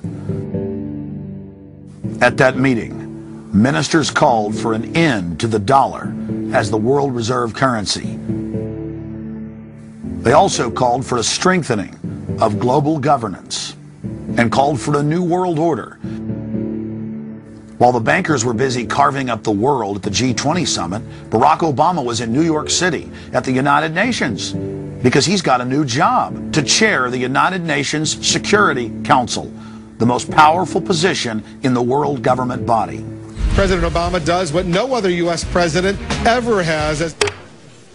President Obama presided over the UN's most powerful body. That would be the Security Council. 6,191st meeting of the Security Council. For a couple of hours, you could say Mr. Obama was president of the world. It is the story of a world that understands that no difference or division is worth destroying all that we have built. In my own country, it has brought Democrats and Republican leaders together. Leaders like George Shultz, Bill Perry, Henry Kissinger, and Sam Nunn, who are with us here today. Barack Obama is the first president to hold two posts simultaneously. And there's a good reason for that. It's illegal. Article 1, Section 9 of the Constitution forbids any U.S. president from serving any foreign government or institution. He swears an oath to protect and defend the Constitution of the United States. But now Barack Obama has sworn allegiance to the global government and the United Nations that he heads up. Let that sink in real good. Barack Obama now heads the United Nations Security Council. You cannot serve two masters, and Obama isn't. He's selling out the last vestiges of sovereignty that this country had. This, ladies and gentlemen, is the destruction of our nation, and it's also high treason. Obama's lies are obvious and out in the open. He hides in plain sight. And from the moment he took office, his lies have only increased. Despite the fact that his ratings have dramatically dropped since Election Day, from the mid-80s to the low 40s, a large portion of Americans still gullibly hang on his every word. It is bringing entertainment to thousands of people. Through its magic, we are able to enjoy a combination of the radio, motion pictures, and the stage, right in the comfort of our own homes, simply by pushing a button and turning a dial. These cells with their electrical charges are scanned by a stream of electrons, completing 30 pictures a second. Compare that crude picture with these of today, and you can judge for yourself how far along the road to perfection television has traveled. Most people still today think that all entertainment to do with movies, drama, is therefore nothing more than their entertainment. It never ever was that case. Of course, television can't perform such miracles as this, yet. But perhaps there's no harm wishing that it could. The greatest social messages are promoted through movies and drama, high drama, through the fixation of emotive sequences, emotional sequences, not logical, factual sequences, but pushing points across in an emotional way which register and fix in the mind.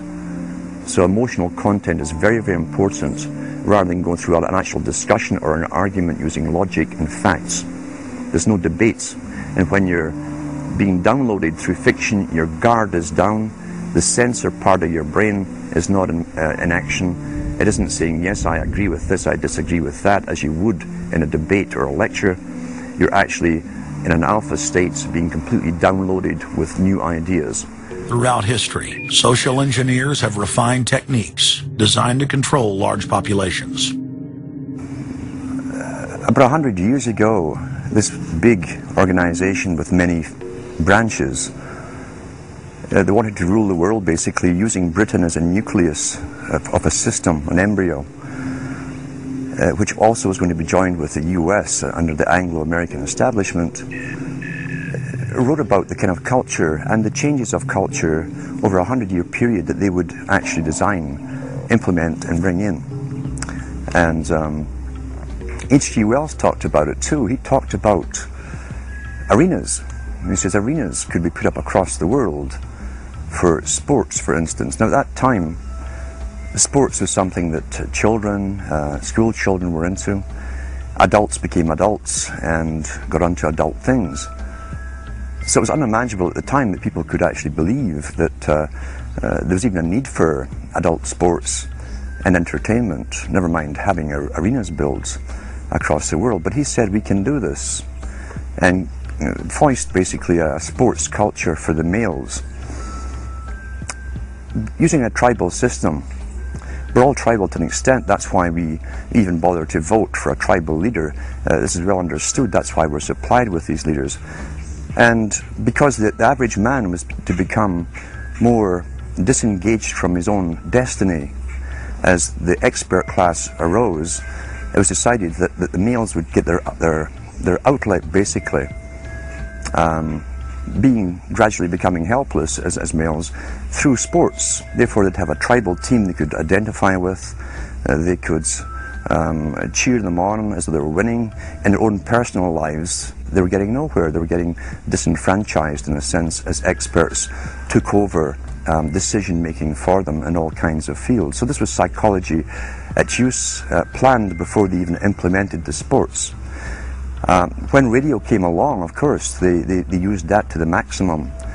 Sports for the men, soaps basically for the women, and then in came television, as I say, with its alpha state, its hypnotic state. And sure enough, around the 1960s, really, 50s and 60s, it took off. It really, really took off. And men became glued on Saturday nights to the sports shows. A culture industry, which is called by its own the culture industry. The Soviet Union had a department called the culture industry. Their actors and directors were called the cultural leaders, because they would, like a computer, people are like computers, all you have to do is keep giving them new updates every so often, and you can change an entire country or a nation or a block of nations who are all getting the same upgrades at the same time along certain paths. Today we call it political correctness. Most people want to belong to their peer group. They want to be the same as everyone else when it comes to opinions. In fact, they judge their own personal sanity by bouncing ideas off their neighbours and friends who will answer back and agree on these same topics in kind. It doesn't matter if the topics or what you're given are facts or utter nonsense, as long as everyone agrees at the same time. You'll say, well, I'm sane, and your friends will all agree because they've had the same information given to them. But they've been programmed, and I'm sad because I know that it's hard for people like that to take an interest, a serious interest in world affairs, to take a serious interest in what their elected officials are doing. And they're not going to be really inclined to study or discover the deception that's being used against them. And so I'm sad because I see all of that in a flash in my mind as being an indication of how easy it is for the masses to be manipulated. The scientific dictatorship understands what makes human beings tick. They understand our psychology. They've studied it, and they're using it against us. But the minute the public awakens to the fact that there is an agenda to manipulate them, and the second the public realizes that they are being conditioned and controlled, the establishment begins to lose that edge they've got over people. So all I ask viewers to do is to think for themselves and to study public relations, to study advertising, to study propaganda, and to realize how much of it is out there in their daily lives. And then make the decision for yourself. I just want people to think on their own and to not have their decisions and their thoughts and their ideas pre-packaged and basically downloaded into them. If it's on TV and a famous face says something, then it must be true. He doesn't have to show you facts or anything else. You've been brought up with these faces. That's why they keep these guys on television into their 70s and 80s. You've grown up with this father figure who's on television every night at 6 o'clock, in your house, in your room, staring right at you. And he's a father figure. Would he tell you a lie? So you naturally never suspect him. And this same man will lead you through new topics. He'll introduce experts on the topics. They'll have a little summary at the end of every talk, and you are now left with the conclusion that's presented to you. You don't arrive at it, it's given to you, and it's good enough for you. When I was growing up, people were talking on their front porches, neighbors were playing baseball, there were nightly barbecues. You don't see that anymore. We've lost our communities. You drive through neighborhoods, you see the blue glow of television sets. We're losing our humanity. So, if you want to rebel against the globalists, the social engineers, Start by turning the TV off a few hours a day and actually getting to know your neighbors.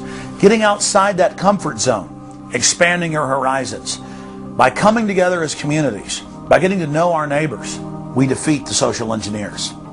We're programmed today perfectly, just like machines.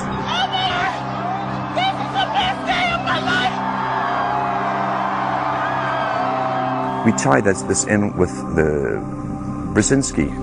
Brzezinski said in 2 Ages, now this guy was way up with the NSA. He's a master geopolitician.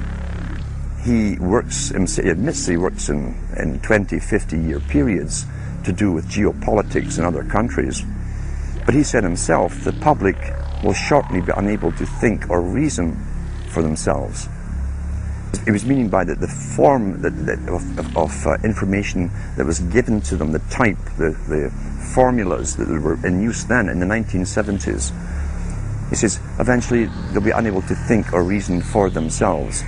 And eventually, he said, they will expect the media to do all their thinking and reasoning for them. Well, that's happened today. That's why people today can't think outside of the programming from television.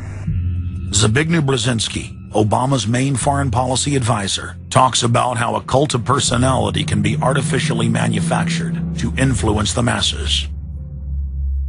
In the first months of my administration, to pull our economy... Oh, goodness. Sorry about that, guys. To pull our economy back from the brink, including the largest and most sweeping economic recovery plan in our nation's history. We're gullible, but we're also willingly gullible. We want a human being, a big daddy, to come along and make everything right for us. And as long as we believe that, we'll always basically get shafted. In addition to John, sorry, I just noticed that I jumped the gun here. Go ahead and move it up. I'd already introduced all you guys. It's the presidential reality show. But when it became an Oprah production, it became slick. You don't have a president, you have an actor. They say that politics is show business for ugly people. You got it. What am I going to tell the president when I tell him his teleprompter is broken? What will he do then? It's Obama's role to front for the international banking syndicate and to take all the heat for their unpopular agenda. It's his job to convince the American people that the buck actually stops at the White House. In Brzezinski's book, Between Two Ages, is that eventually we shall put presidents in who will have personality cults. We shall create massive personality cults for these people through the same techniques as Hollywood has used. Obama is that man today. The globalists, who know that Obama is going to promote their plan, want to make him such a superhero that nobody will question what he's doing. They'll be so preoccupied with who he is, or where he is, or what he's saying, or what he's wearing, or something like that. The idea of making him into a celebrity is very valuable because that way people are less inclined to ask, what is he doing? So that's very useful to these people. Similar plans of social control have been continuously carried out by operatives of the Ford Foundation, who Obama has worked for over the last 30 years.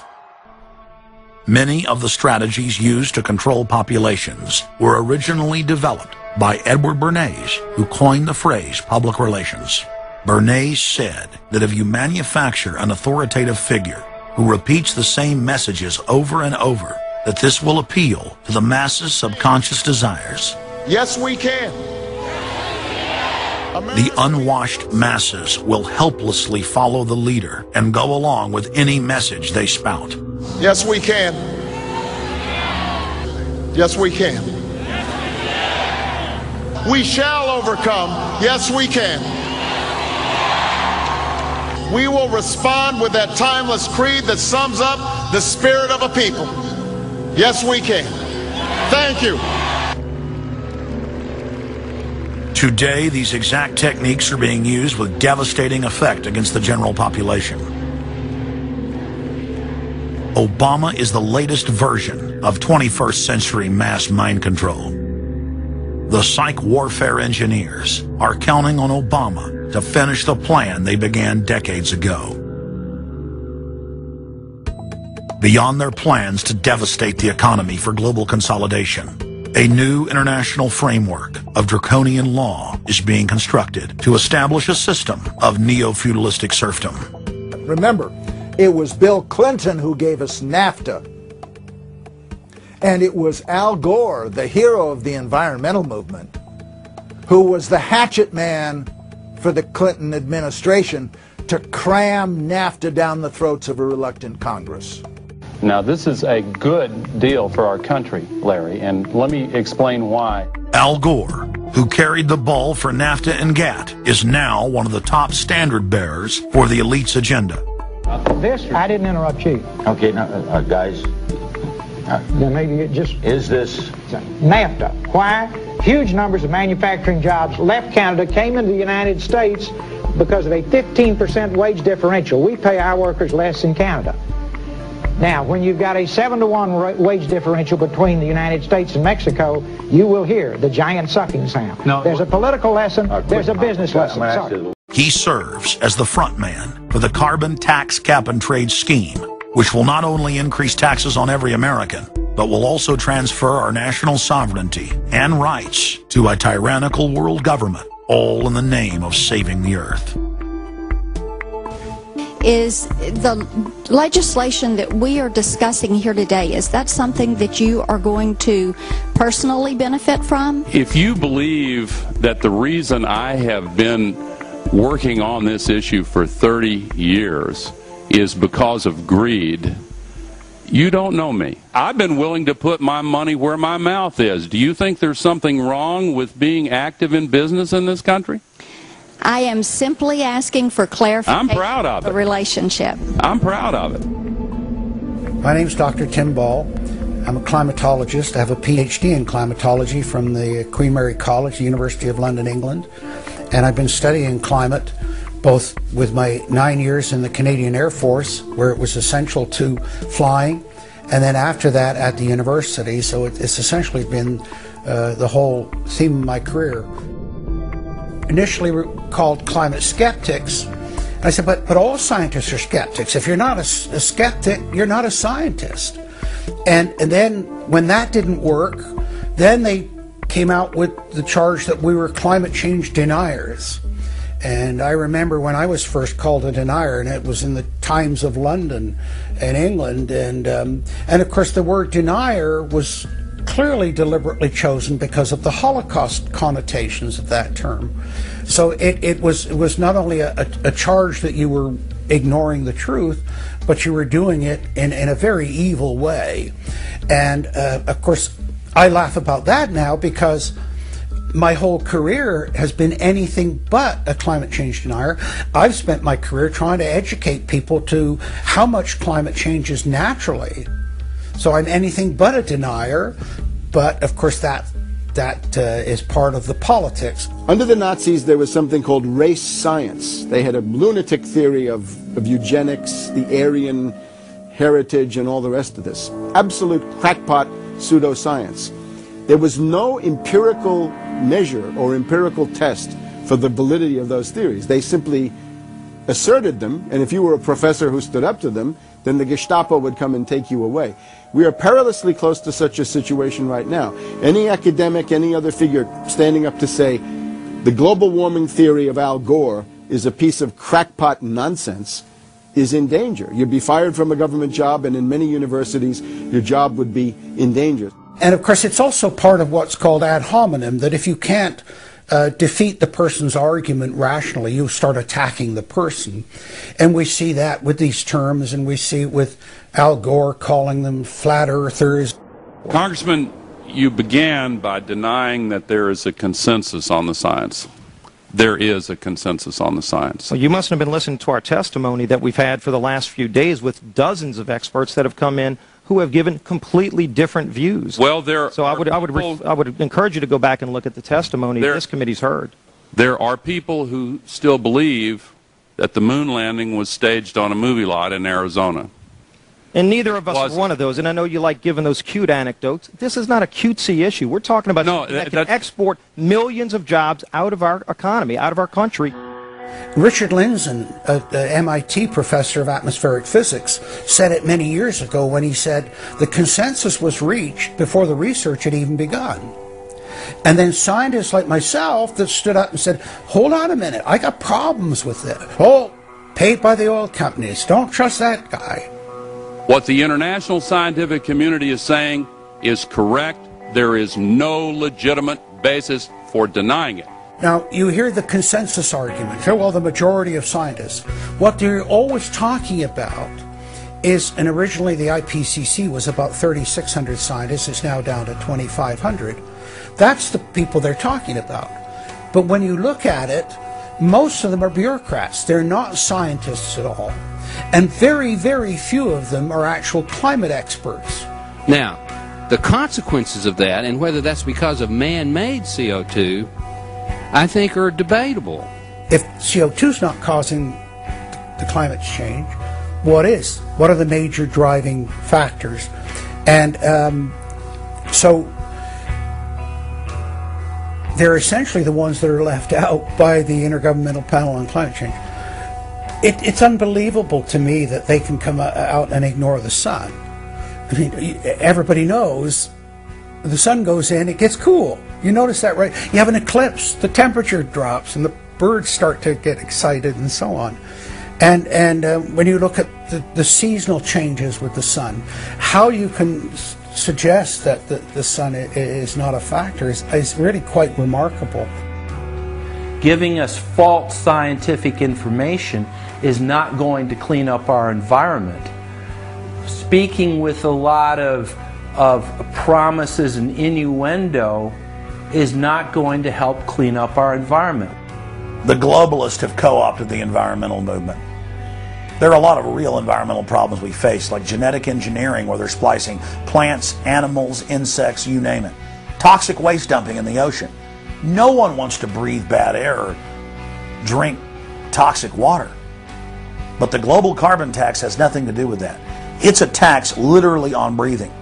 Go out on the street or talk to your friends, your neighbors. Ask them, hey, should we ban dihydrogen monoxide? It's bad for the environment.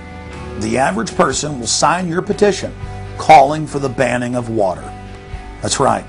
Dihydrogen monoxide is water. It's the same thing with table salt, sodium chloride.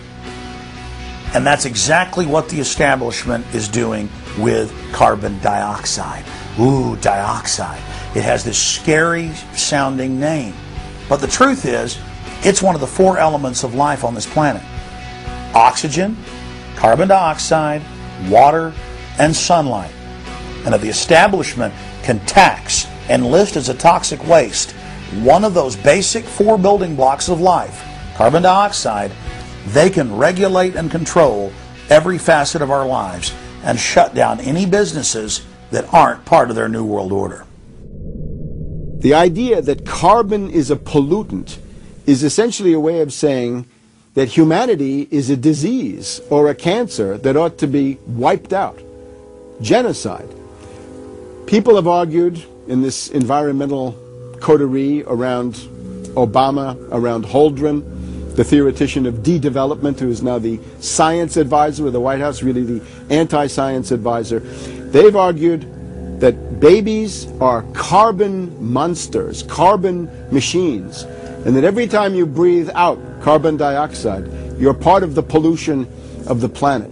This is an absolutely anti-human doctrine. They use the environmental movement to promote their real agenda, which is globalization and federalization and power. The advisor to Gordon Brown wants to exterminate 1/2 of the population of the British Isles. Now that's something Hitler might have tried to do, or Stalin. They didn't succeed. Will Gordon Brown do it? You can read this in the statements of these lunatics, radical environmentalists, fanatical Malthusians, tree huggers, whatever you want to call them.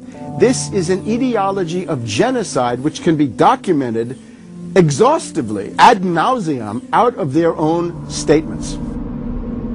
When Gore said the science is settled, that raised red flags amongst the media and then also amongst a lot of other people that sort of knew that that wasn't true, other scientists, and started to look at it. And of course, the more they looked at it, the more they realized, no, science has never settled. What is coming down now is environmentalism is nothing but phony science. Nothing but phony science. And if we really believe in the environment, if we really believe in freedom, if we really believe in truth, we need to get some straight answers. Now, the Kyoto Agreement, of course, was reached in the city of Kyoto. And what was interesting was several things came out of that. But the first thing was that not all countries had to participate in Kyoto, but not all had to take action. Only the developed nations were required to reduce their level of CO2. The developing nations were excluded. Now, of course, at that time, China was, and in some ways you can argue it still is, a developing nation. So it wasn't required to meet any targets under Kyoto, nor was India. The U.S., of course, held out. And what's interesting is that the U.S. Senate voted 95-0 against the Kyoto Accord, even though Al Gore was the vice president at the time. And lucky for him, he didn't have to cast a deciding vote. But so it was 95-0 against it, because the U.S. Senate saw, no, this is a socialist distribution of wealth. This is going to cost jobs and economy, and so they scrapped it completely. We're now told that you have to buy carbon offsets. In other words, if you have sinned by having a carbon footprint and by carbon emissions, you've got to buy a carbon offset, which is usually a scam. Somebody claims to have planted an acre of grass in the third world. It never happened. They take your money and laugh all the way to the bank. But they're telling you that in order to cleanse your guilt, you've got to buy a carbon offset. Talk about carbon polluters. You talk about them. It's my understanding that back in 1997, when you were vice president, Enron's CEO, Ken Lay, was involved in discussions with you at the White House about helping develop this type of policy, this trading scheme. And is that accurate? Is it inaccurate? It's been reported. I don't know, but I met with Ken Lay, as lots of people did, before anybody knew that he was a crook. And clearly, you can see why so many of us are concerned about this type of cap-and-trade energy tax that would be literally turning over this country's energy economy. I didn't know him well enough to call him Kenny Boy. Well, but you knew him well enough to help devise this trading scheme, and obviously we know what Enron and these big guys on Wall Street like Goldman Sachs, and I know you've got interest with Goldman Sachs. No. Well, that's been reported. Is that not accurate? No, I wish I did. With executives from you're partnered in companies with executives from Goldman Sachs. Well, if you're not. Al Gore has got to be the greatest con artist in modern history. This guy claims he invented the internet. Even though it's on record, he's a liar, and he got away with it. He was the pitch man that successfully sold, as vice president, NAFTA and GATT. That's lowered the standard of living in the United States and Mexico and almost completely deindustrialized our country.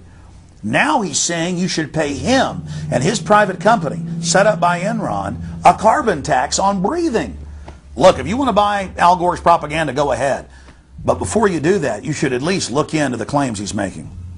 There was a meeting in the White House in 1998 between Al Gore and Bill Clinton, Ken Lay, and Lord Brown. Okay, well, who were these people? Well, we know the president, the vice president. Ken Lay, of course, was the president of Enron. And Enron was a major player in the carbon credit, carbon trading. And in fact, stood to make an enormous amount of money out of it. And so it was part of I think, part of the collapse of Enron. And Lord Brown, of course, was the head of the largest oil company in the world. And they were looking to buy into this, as is happening now, where the energy companies are becoming the big promoters of, oh, we got to go green, we got to go to alternate energies, and all of this this stuff. They saw a business opportunity and leapt onto it, and one that would make them look green again.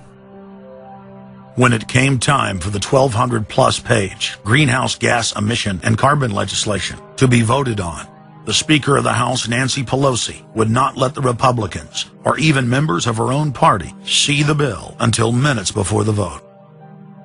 Republican Minority Leader John Boehner engaged in a rare House filibuster and read shocking section after shocking section from the legislation. Now, I really hate to do this, but when you file a 300-page amendment at 3:09 a.m., the American people have a right to know what's in this bill and have a right to know what we're voting on.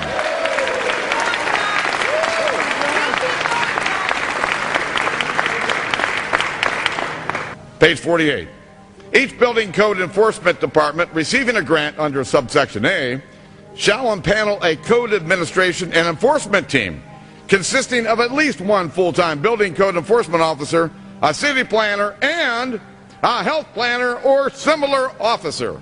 I can take you to Chickasaw, Mercer County in my district. They don't have one full-time person that works for the village, all right, not one. Look at the mandate on every city, village in America right here in this bill. So that we're not only going to tell you what the codes are going to be, but we're going to tell you how many people you need to hire to enforce this. Page 41, determine any geographic area within the contiguous United States that lacks a federal power marketing agency. Because, you know, we can't move power around the country without a federal power marketing agency. We do it today, but now we have to have a new government agency to do this. All California housing standards are now going to be imposed on every American community. You don't have the right to have your own building standards in your community or in your state. Hell no, the federal government's going to tell you what they are. It quickly became clear why Pelosi and the Democratic leadership were desperate to keep the contents of the bill secret before the vote. Now, because of this underlying bill, the federal government will virtually have control over every aspect of lives for the American people. It is time to stand up and say, we get to choose. We choose liberty or we choose tyranny. It's one of the two. The underlying bill represents the tyranny and the intervention of the federal government. It's our choice. What will we choose today? Will we choose liberty or will we choose tyranny? And I know that we'll be facing the single moms that heard from last summer. They can't afford the gasoline bill. They can't afford the propane. You didn't do a great thing. You hurt some really decent families struggling, trying to make it, and this is going to be their death knell. It breaks my heart. I yield back. It is, of course, a carbon tax on economic activity, farming, manufacturing, real production here inside the United States. It would tend to shut down even those miserable remains of an industrial economy that we still have after the collapse of the Detroit automakers and their related subcontractors and so forth. Every home and business in the United States would be federally regulated and controlled. Mandatory home inspections will be carried out by federal inspectors, and it's all at the expense of the homeowner. In New York, they're called the environmental police. On this day, a surprise visit to a market in Brooklyn's Chinatown. And every day you're not in compliance, you face huge fines. Go to page 235. The Secretary may set and collect reasonable inspection fees to cover the cost of inspections required. So number one, they can come in, the federal government can come in and inspect your house and send you the bill. And if they find that you're out of compliance with this new federal code, the Secretary shall assess a civil penalty for violations of this section. And then further, going to page 236, each day of unlawful occupancy shall be considered a separate violation. We're setting up a global warming Gestapo that can literally come in, and now this new term, unlawful occupancy. So now living in your home is considered unlawful under this bill. This is ludicrous. Worst of all, carbon czars in more than 35 federal agencies are given unlimited dictatorial power to tax all forms of carbon and carbon emissions. The Commissar Green Police openly brag that they will have the power to selectively enforce the new edicts on a case-by-case basis. It's funny because when I tell people what I do for a living, the first response usually is, you're with the environmental police? There is no environment in New York City. With this new power, the Green Mafia can take over the entire economy through selective enforcement. We know, Madam Speaker, that this national energy tax will cost the American people $2 trillion. We know that.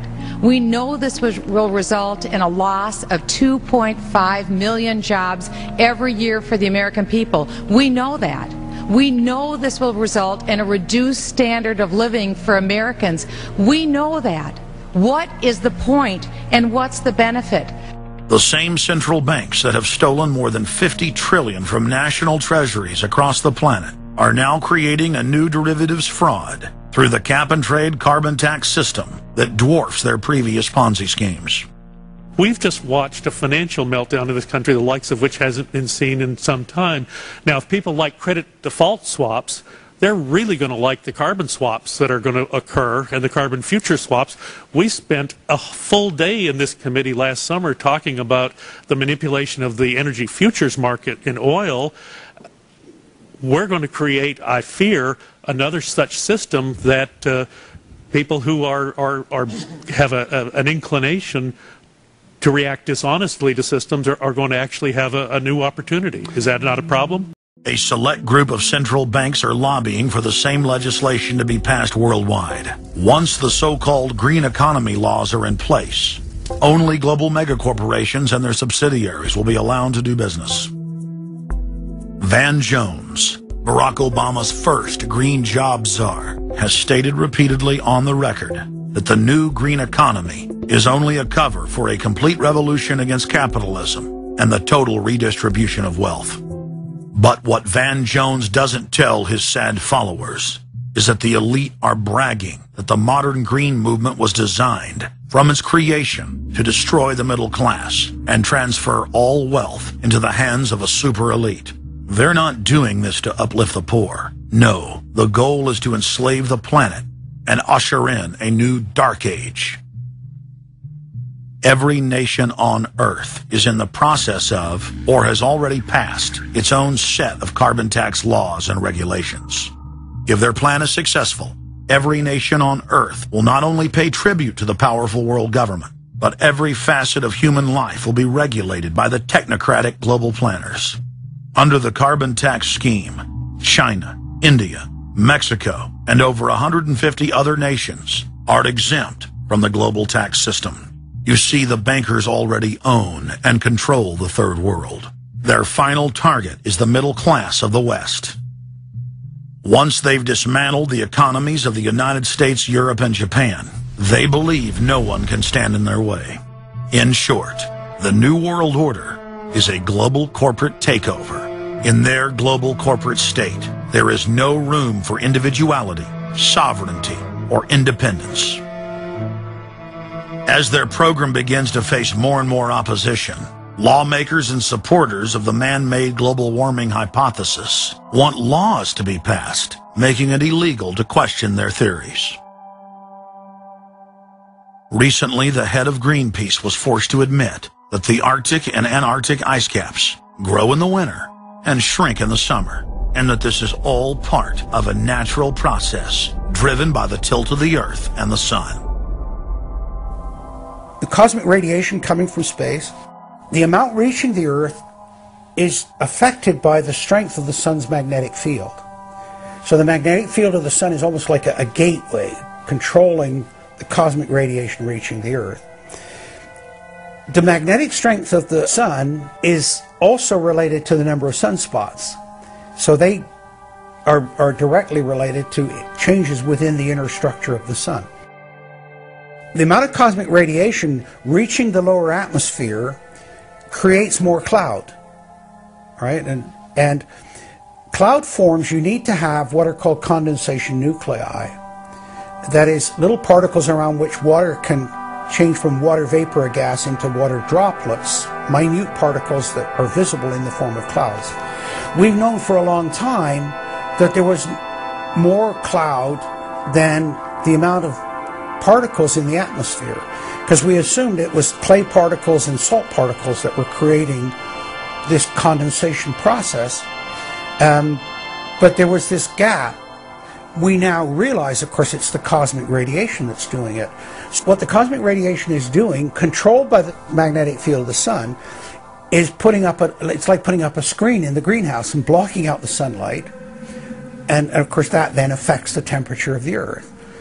That's why there's a relationship between the sunspots and the temperature on the Earth. So we now know the mechanism, but they completely ignore that. More than 31,000 scientists from across the United States, including more than 9,000 PhDs from the fields of climatology, atmospheric science, earth science, and hydrology, signed a petition rejecting man-made global warming as a scientific fraud.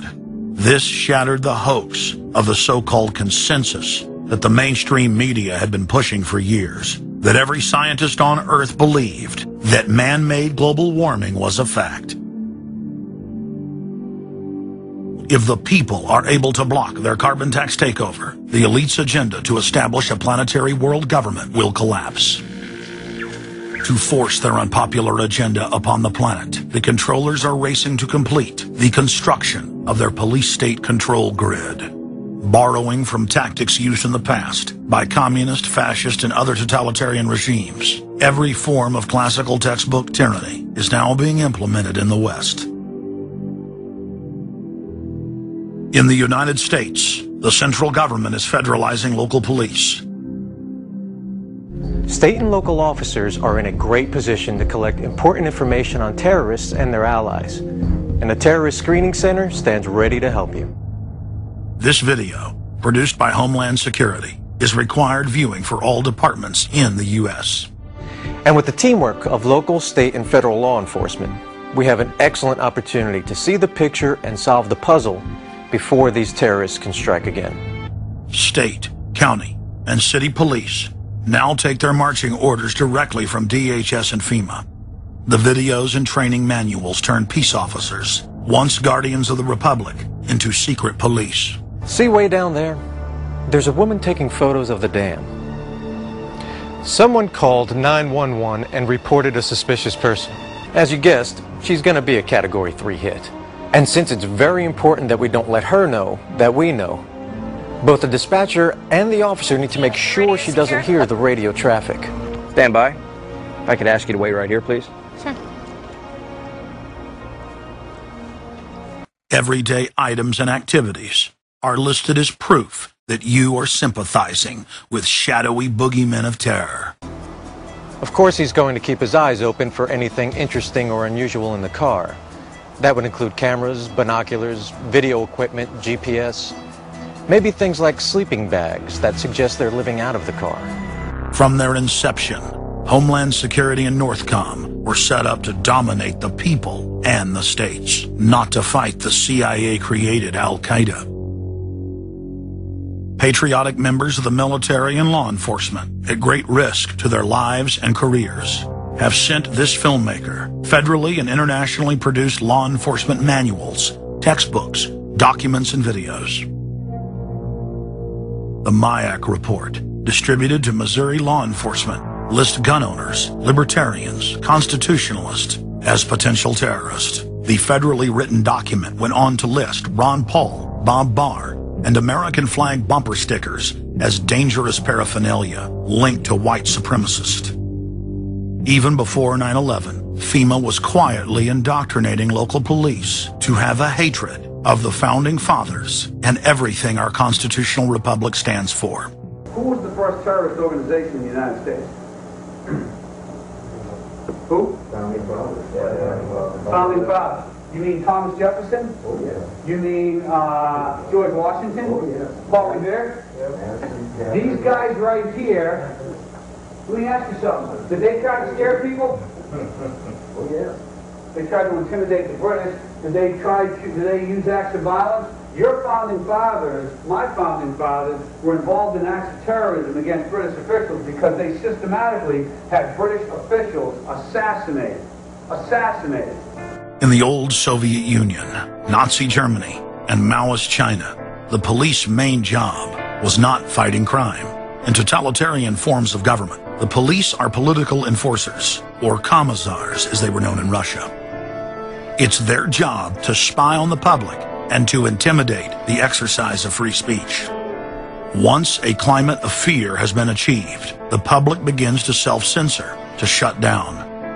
Once the people have been intimidated to withdraw from the field of intellectual battle, the tyrants have a free hand to expand their oppression and looting of the helpless serfs. The average man and woman is in a trance. They get home from work, they don't even talk to their children. They turn the television on, and they let those corporate messages set the agenda in their lives.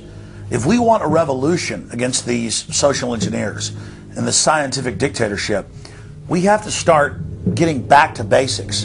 Having barbecues, knowing our neighbors, loving our husbands and wives, spending time with our children, and getting back to real human culture. This false corporate culture has been superimposed over our daily lives.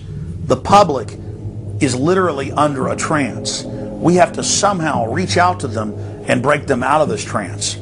And as the globalists destroy our standard of living and bring in their police state, a lot of people are beginning to wake up and realize that what they've been told all their lives was a lie. But it's essential that we, the people, are there to reach out to our fellow Americans and our fellow human beings and show them the truth. But the scientific dictatorship needs more than just a secret police network to carry out their plan. Citizen spies at every level of society have been recruited to keep their eyes and ears focused on everything their neighbors and co-workers are doing and saying.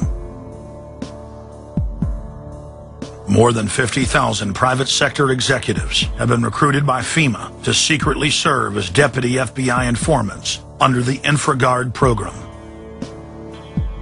Now there are more than 75,000 preachers serving FEMA in the clergy response teams.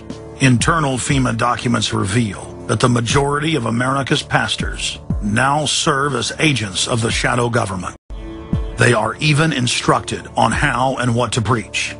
And as KSLA News 12 Jeff Farrell discovered, the clergy would help the government with potentially their biggest problem, us. From my cold, dead hands. Charlton Heston's famous declaration captures a truly American value, the overarching desire to protect our freedoms.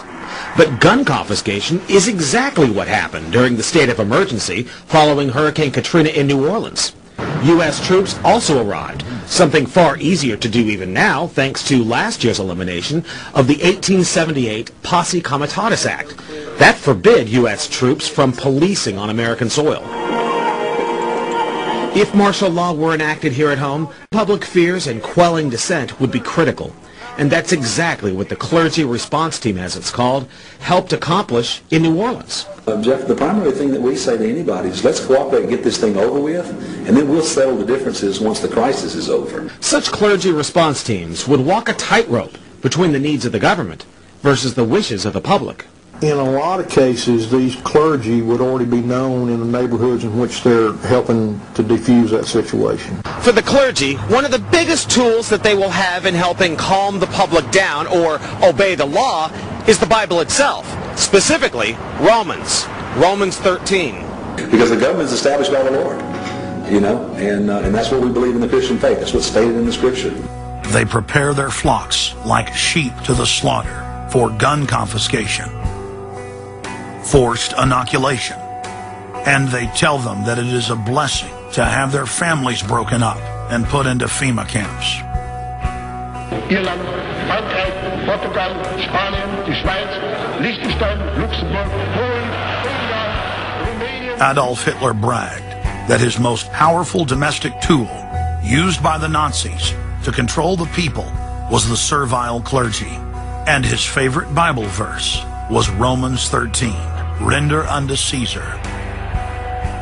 Either you are with us or you are with the terrorists. The scam was launched as a simple bait and switch. The government recruited the public by telling them that they were needed in the fight against Al-Qaeda. But from day one, over 90% of their training and operations focus on demonizing, surveilling, and harassing anyone who stands against their takeover. The Department of Homeland Security calling on firefighters to take on a new role in the war on terror. The idea to be the eyes for the U.S. government when they're inside a home. Now, unlike police officers, firefighters don't need a warrant to go into private houses. And critics say that's where things get sticky. Cable company repairmen, truck drivers, maid services, and hundreds of other professions that go inside homes and businesses without warrants are now on the government's payroll as citizen snitch spies. But Big Brother doesn't stop there. Children are being indoctrinated inside the public schools nationwide to spy on their parents. You can give information without having to give your name. You guys can get paid for good tips up to $200. The New York Times praised public school programs in the United States and England that are training children to report their parents for eco-crimes, like taking a hot bath or letting the water run while you brush your teeth. All of that violates their carbon footprint credit allotment.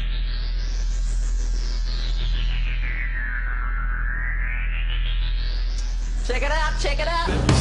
And that's where we come in. We're the carbon cops and we're on the lookout for energy wasters. Our job is to get all Australian households to cut their carbon emissions. So Carbon Cops is a program that looked at energy use in a domestic sense. We went into people's houses and got them to reduce their energy use by 50%. Sadly, the Boy Scouts of America have now contracted with the Department of Homeland Security and are now training more than 20,000 Boy Scouts in anti-terror urban warfare mount training. The federal grants are very specific. The Scouts are trained to carry out seek and destroy missions against disgruntled veterans of the U.S. Armed Forces. Good evening, everyone. Homeland Security is enlisting some unlikely new recruits to fight terrorism and help with other emergencies. The Girl Scouts. Girl Scouts across the country and here in East Tennessee are now taking part. 9-year-old Elise Murphy has already earned a lot of Girl Scout patches. And now, every member of the 3.4 million Girl Scouts of America is now being trained by the Federal Emergency Management Agency to aid and support Homeland Security in disaster and anti-terror operations. One of the things that if you talk to our generals, they are desperate for is a civilian counterpart to our military forces. Everybody somewhere between the ages of 18 and 25 will serve 3 months of basic training and understanding in a kind of civil defense. So is this compulsory then? Well, you have to, in a sense, it's a required of everybody, 18 to 25, 3 months, and at some point at that point you do it. Creating citizen armies in one way is, it's disgusting. Because what you do is you get young kids and you can mold their minds easily.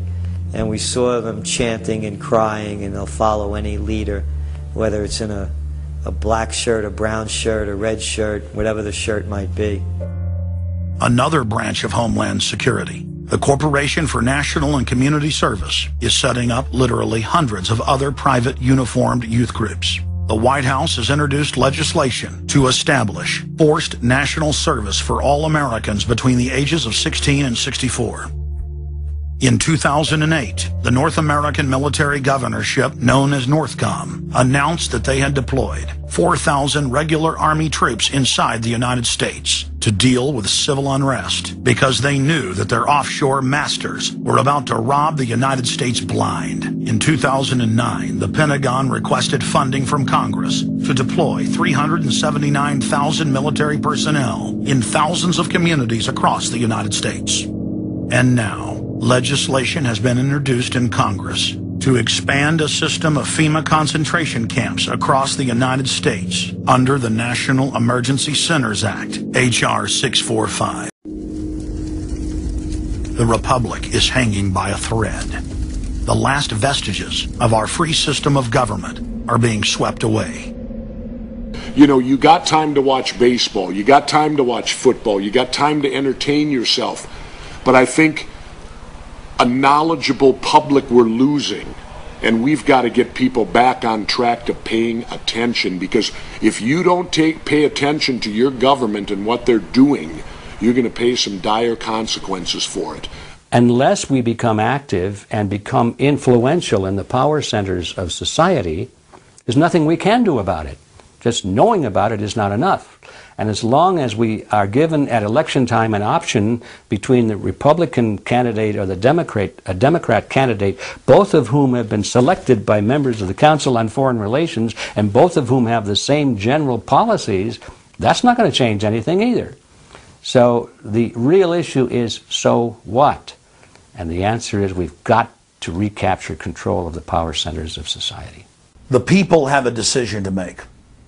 Our nation has been seized in the jaws of a global corporate takeover. The Republic is passing into history.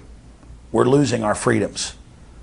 And it's up to every man, woman, and child in the United States to decide whether we're going to be fooled by the slick propaganda of the social engineers or whether we're going to restore the Republic.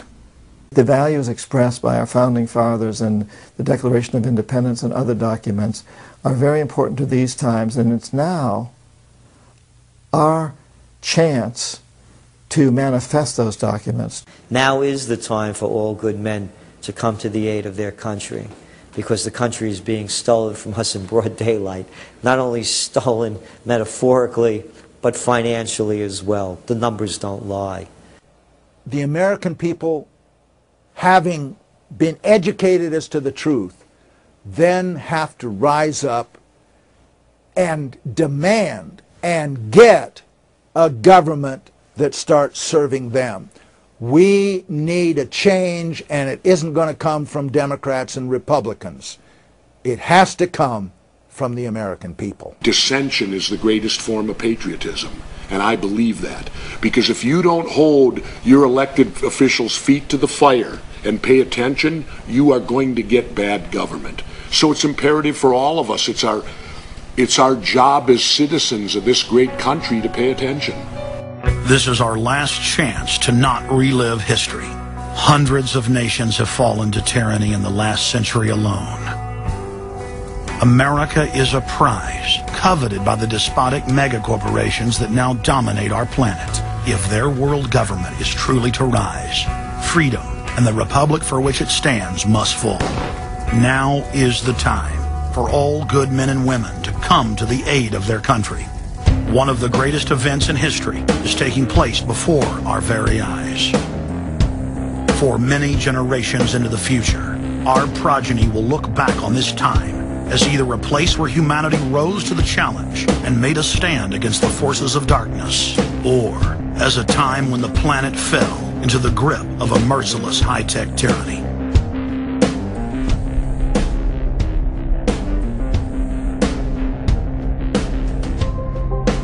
In Part 2 of Fall of the Republic, you will learn the elite's master plan for humanity. But more importantly, you will learn how to stop that plan, reverse the criminal tide, and reignite the flame of liberty on the long march to man's ultimate destiny.